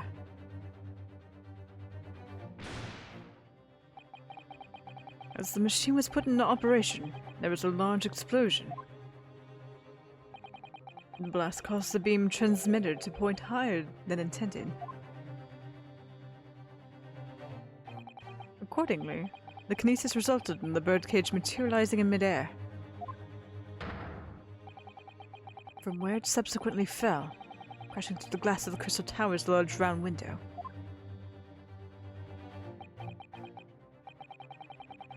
Good. Well, as soon as the victim's neck was broken upon impact with the tower, then. I'm so sorry. I didn't mean for this to happen. The machine was just too powerful. But honestly, really, I swear, it was just an accident. A terrible accident. Unfortunately, that excuse can't save you. Oh, well, considering the sharp murder weapon that pierced the victim's heart. A murder weapon?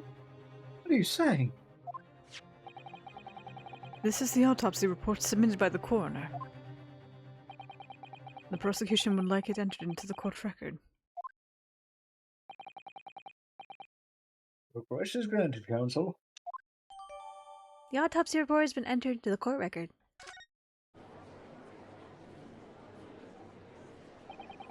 You know what, let's look at the autopsy report real quick. Actually, there's a photograph too.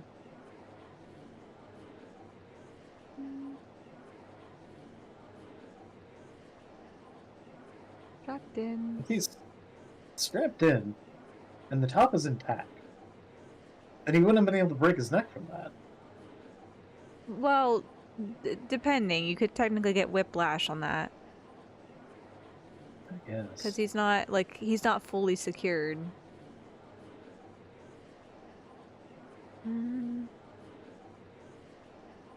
He tripped over a kitten and broke his spinal cord.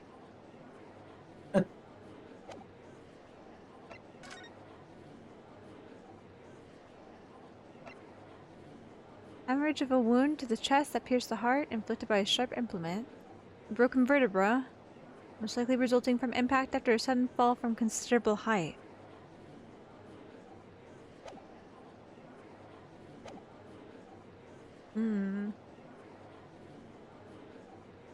It's their impression, you know. I saw the whole ludicrous performance. The only other person on the stage was Mr. Asman. Was that disgraceful excuse for a scientist? Then really, by all accounts, it must have been him. Hard to think otherwise, really. There, the counsel for the defense. Proceed to the cross-examination, please. Oh, yes, my lord. Need to focus here. It's been a while. Sure has. It sure has, indeed. What an apt case to come back on.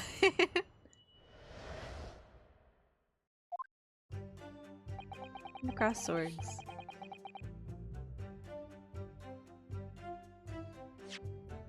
Oops, no, go away. I'm forgetting my keys. Are you suggesting that's because he fell from a considerable height? Exactly. Which highlights something else about this whole rum business. What's that? The fact that the instantaneous kinesis itself was a success.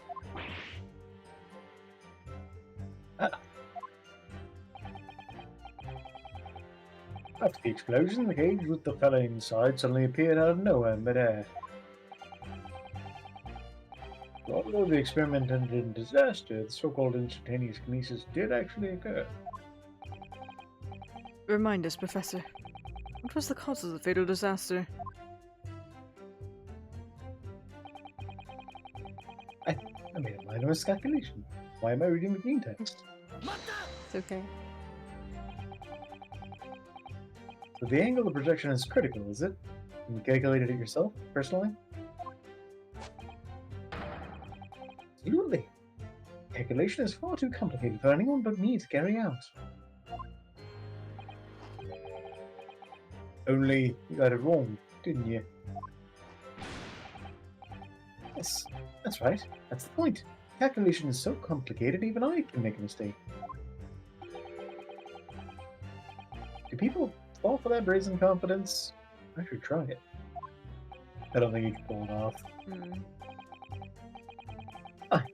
I took into account the subject's height and weight, the wind direction, the ambient temperature. I considered every possible variable, so I just don't understand how this could have happened. Sabotage. Obviously, then, you had to include the weight of the clothes Mr. Esmond was wearing at the time, I suppose. Oh. Baffling months. Answer for them 3. So much for safety first. 3 must be safety third.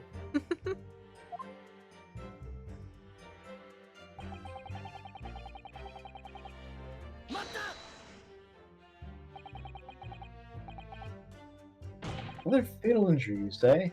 That doesn't make any sense.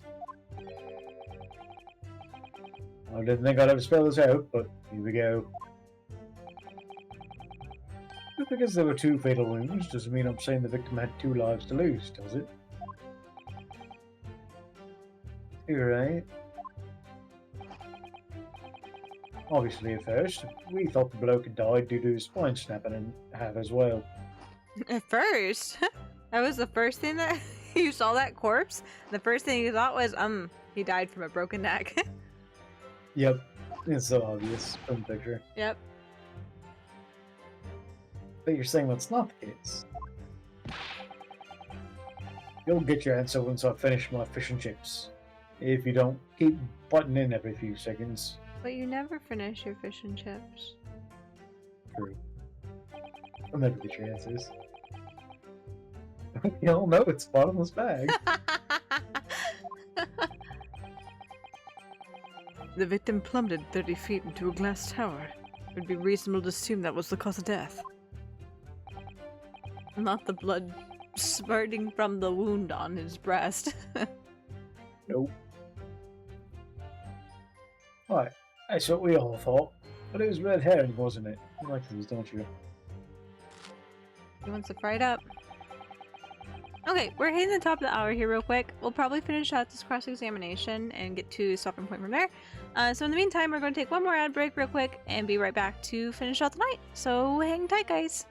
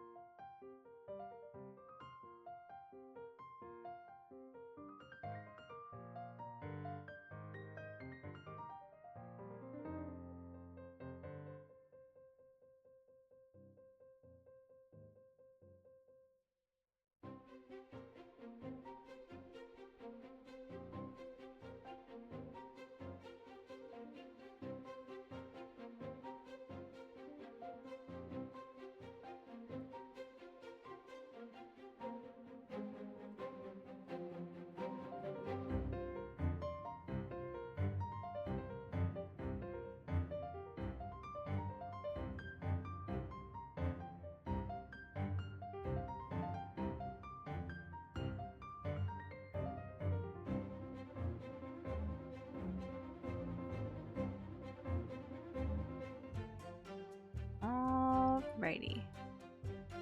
Let's get through this cross-examination here. Here's through the heart. Defense seemed nothing of this crucial information. The prosecution received this report from the forensic investigation team only this morning. It was the first we knew of it as well. I can only apologize for the impossibility of informing the defense. Y'all are just stupid. Sarcastic and insincere? Thanks. So, what was the nature of this sharp object? Among the accused tools that were used in the demonstration, one is of a particular interest. This. Ah, yes, there appear to be some kind of screwdriver. There he is! I should see a little companion. Andrew. Okay, buddy. Andrew. Of course.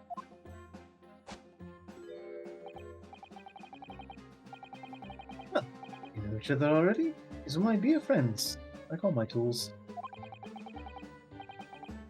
I've named them all, you know. One big happy family. Alrighty.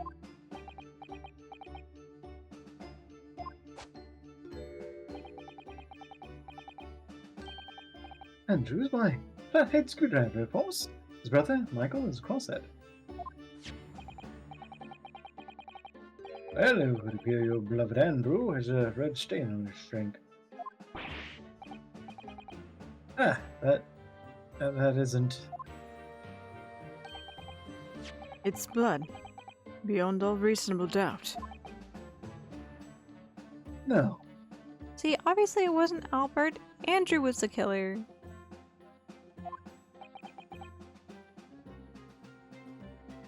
And that's not all. Long, soft-eyed as Andrew, and always completely consistent with the victim's wound. What? What? Order. The court will enter this friend of the defendant as evidence. Screwdriver has been entered into the court record.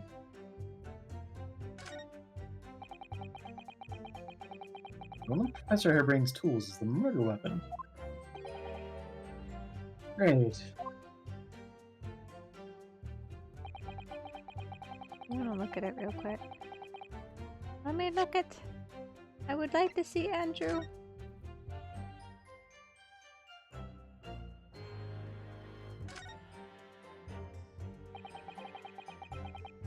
Seen this unusual shape handle before. It's the same screwdriver that was lodged in the grill on the floor of the kinesis machine. Be important information, so I should definitely make a note of it. The details of the screwdriver have been updated in the court record.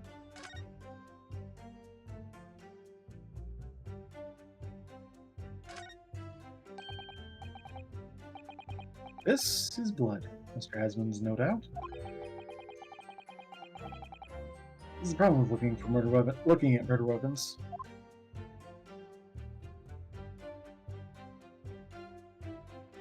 You hide no more secrets, Andrew?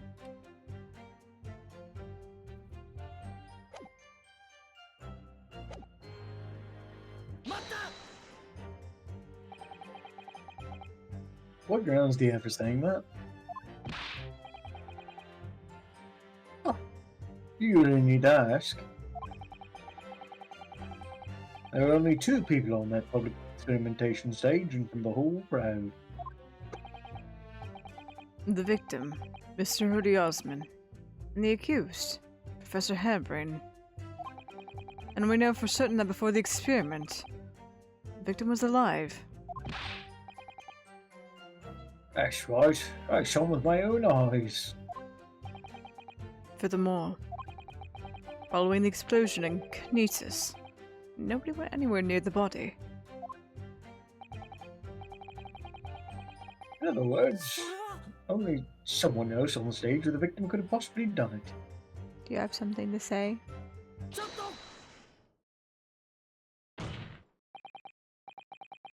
Professor Harebrayne, do you have some information that may be relevant here?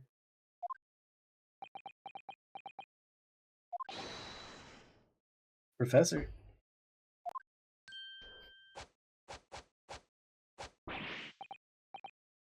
Oh, sorry.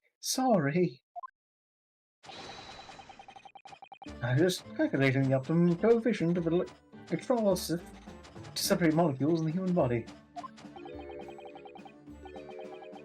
And the witness stand is the best place for that. It seems as though you might have something to say about Inspector Gregson's last remark. Oh. Yes, that's right, of course. He just said that nobody else could have done it, didn't he? Okay, that's right. Who else could have stabbed the victim, eh? I don't know, but there's no way I could possibly have stabbed Mr. Asman, as you say. Eh? Explain, please, Professor. Of course. This cold-hearted policeman may not be aware, I suppose. But humans are warm-blooded mammals with blood running continuously through the veins. I had heard. Then surely you see. I plunged something the size of Andrew in the man's chest. All seemed to be bloodbath. No, blood swimming pool. Thousands of Londoners were watching me at the time. Yet none of them claims they've seen a swimming pool of blood. Well, no, I suppose not. You see? Not one. True. I didn't see anything like that. Well done, Professor. That's a great counter-argument.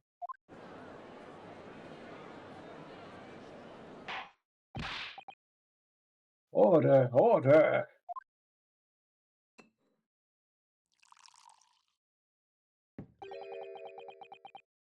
Pray forgive the discourtesy if I save her a drop from my hallowed chalice to accompany my old friend's adducing? Adducing. I guess it's like deducing, but I don't know. Additionally? I don't know. I guess? Here's to you, Albert.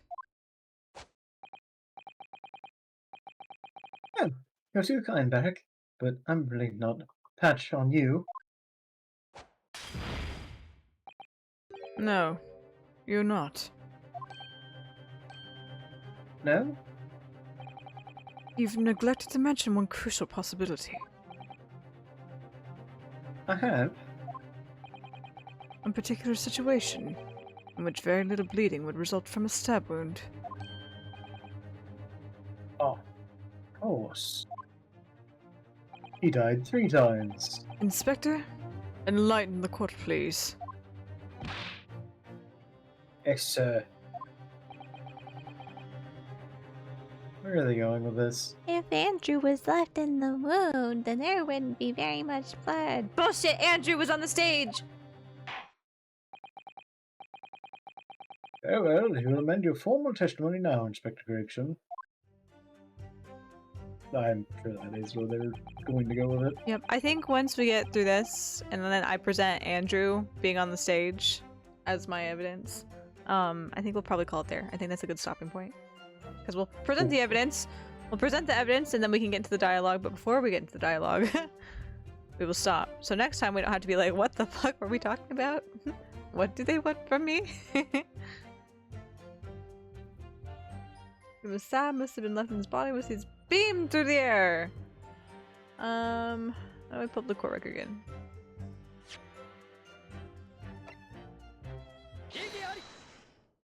Oh, I should have saved. You said the weapon remains in the body. There's very little bleeding. Is that unequivocal? Look, there was no blood on the experimentation stage, even though that's where the fellow was stabbed. The only explanation for that is that the screwdriver was still in his body, stopping any heavy bleeding. It's common medical knowledge, my learned friend. Even on your side of the world. Yes, but about the screwdriver. The thing is, we actually saw it at the scene ourselves, on the experimentation stage. What? It was on the floor by the wreckage of the machine, poking through a metal grill. I had to pick it up, but the detective here stopped me. Isn't that right, Inspector Gregson? Oh, well, now you come to mention it, yes. Inspector, are we to understand that you permitted the defense counsel to investigate? That you contravene the special dispensation for scientific equipment act? No, not at all. I wouldn't do that. I just let him look, nothing more. It was very clear he wasn't to touch a thing. Yes, that's true. The screwdriver was in plain sight on the stage. But it shouldn't have been, should it? What are you getting at? This tool had still been in the victim's body when the victim was beamed away by the machine. And it shouldn't have been still on the stage. Huh. That's right. It should have been beamed across the Crystal Tower along with Mr. Asman. And been found still lodged at the victim's chest. Shocking! Wag. Order. How do you explain this, Inspector? How do we explain this? Alas, we explain this next time as we make a save. I feel like that's a good leading in point, you know? We finished the thought, we're moving to the next part of the conversation. We've gotten the point across though. I made my save there. So, alright, let's see about wrapping up stream for tonight. Is there anybody online? Let's see here.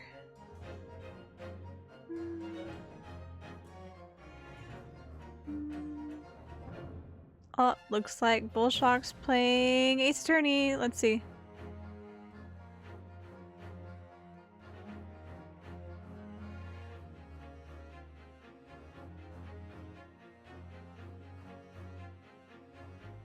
Alright, let's go ahead and raid out to Bullshock.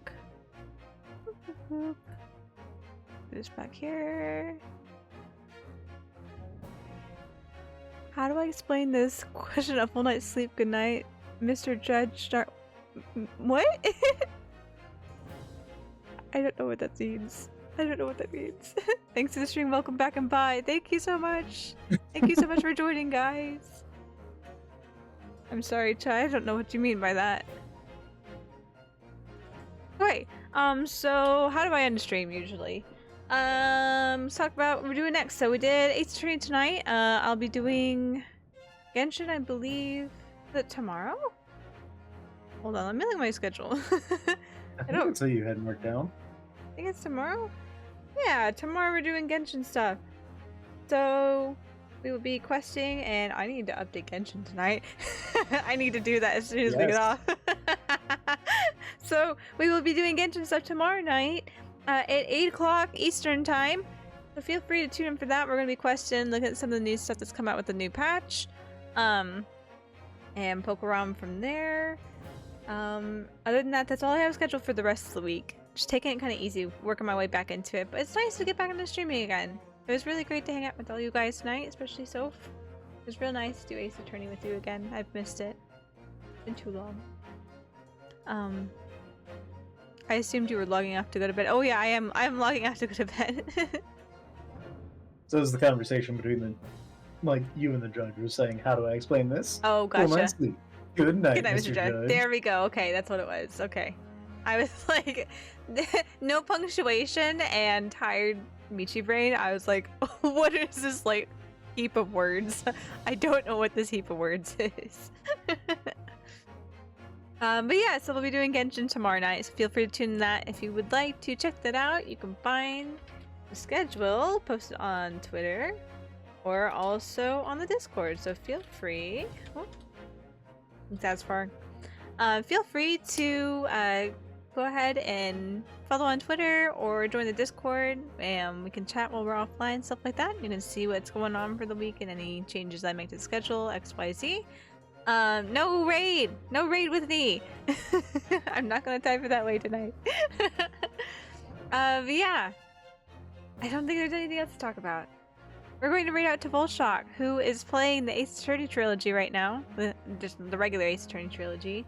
Looks like he's on the third game near the end, because I feel like I remember seeing some of these things. But yeah, so here is the original raid message, and if you are a subscriber, here is the one with the fun emotes. But feel free to grab whichever one is applicable to you, and we're going to send our love over to Volshock, so I guess I'll see you guys tomorrow night. Have a good rest of your night. This has been Michiu signing off. See you guys tomorrow. Bye guys.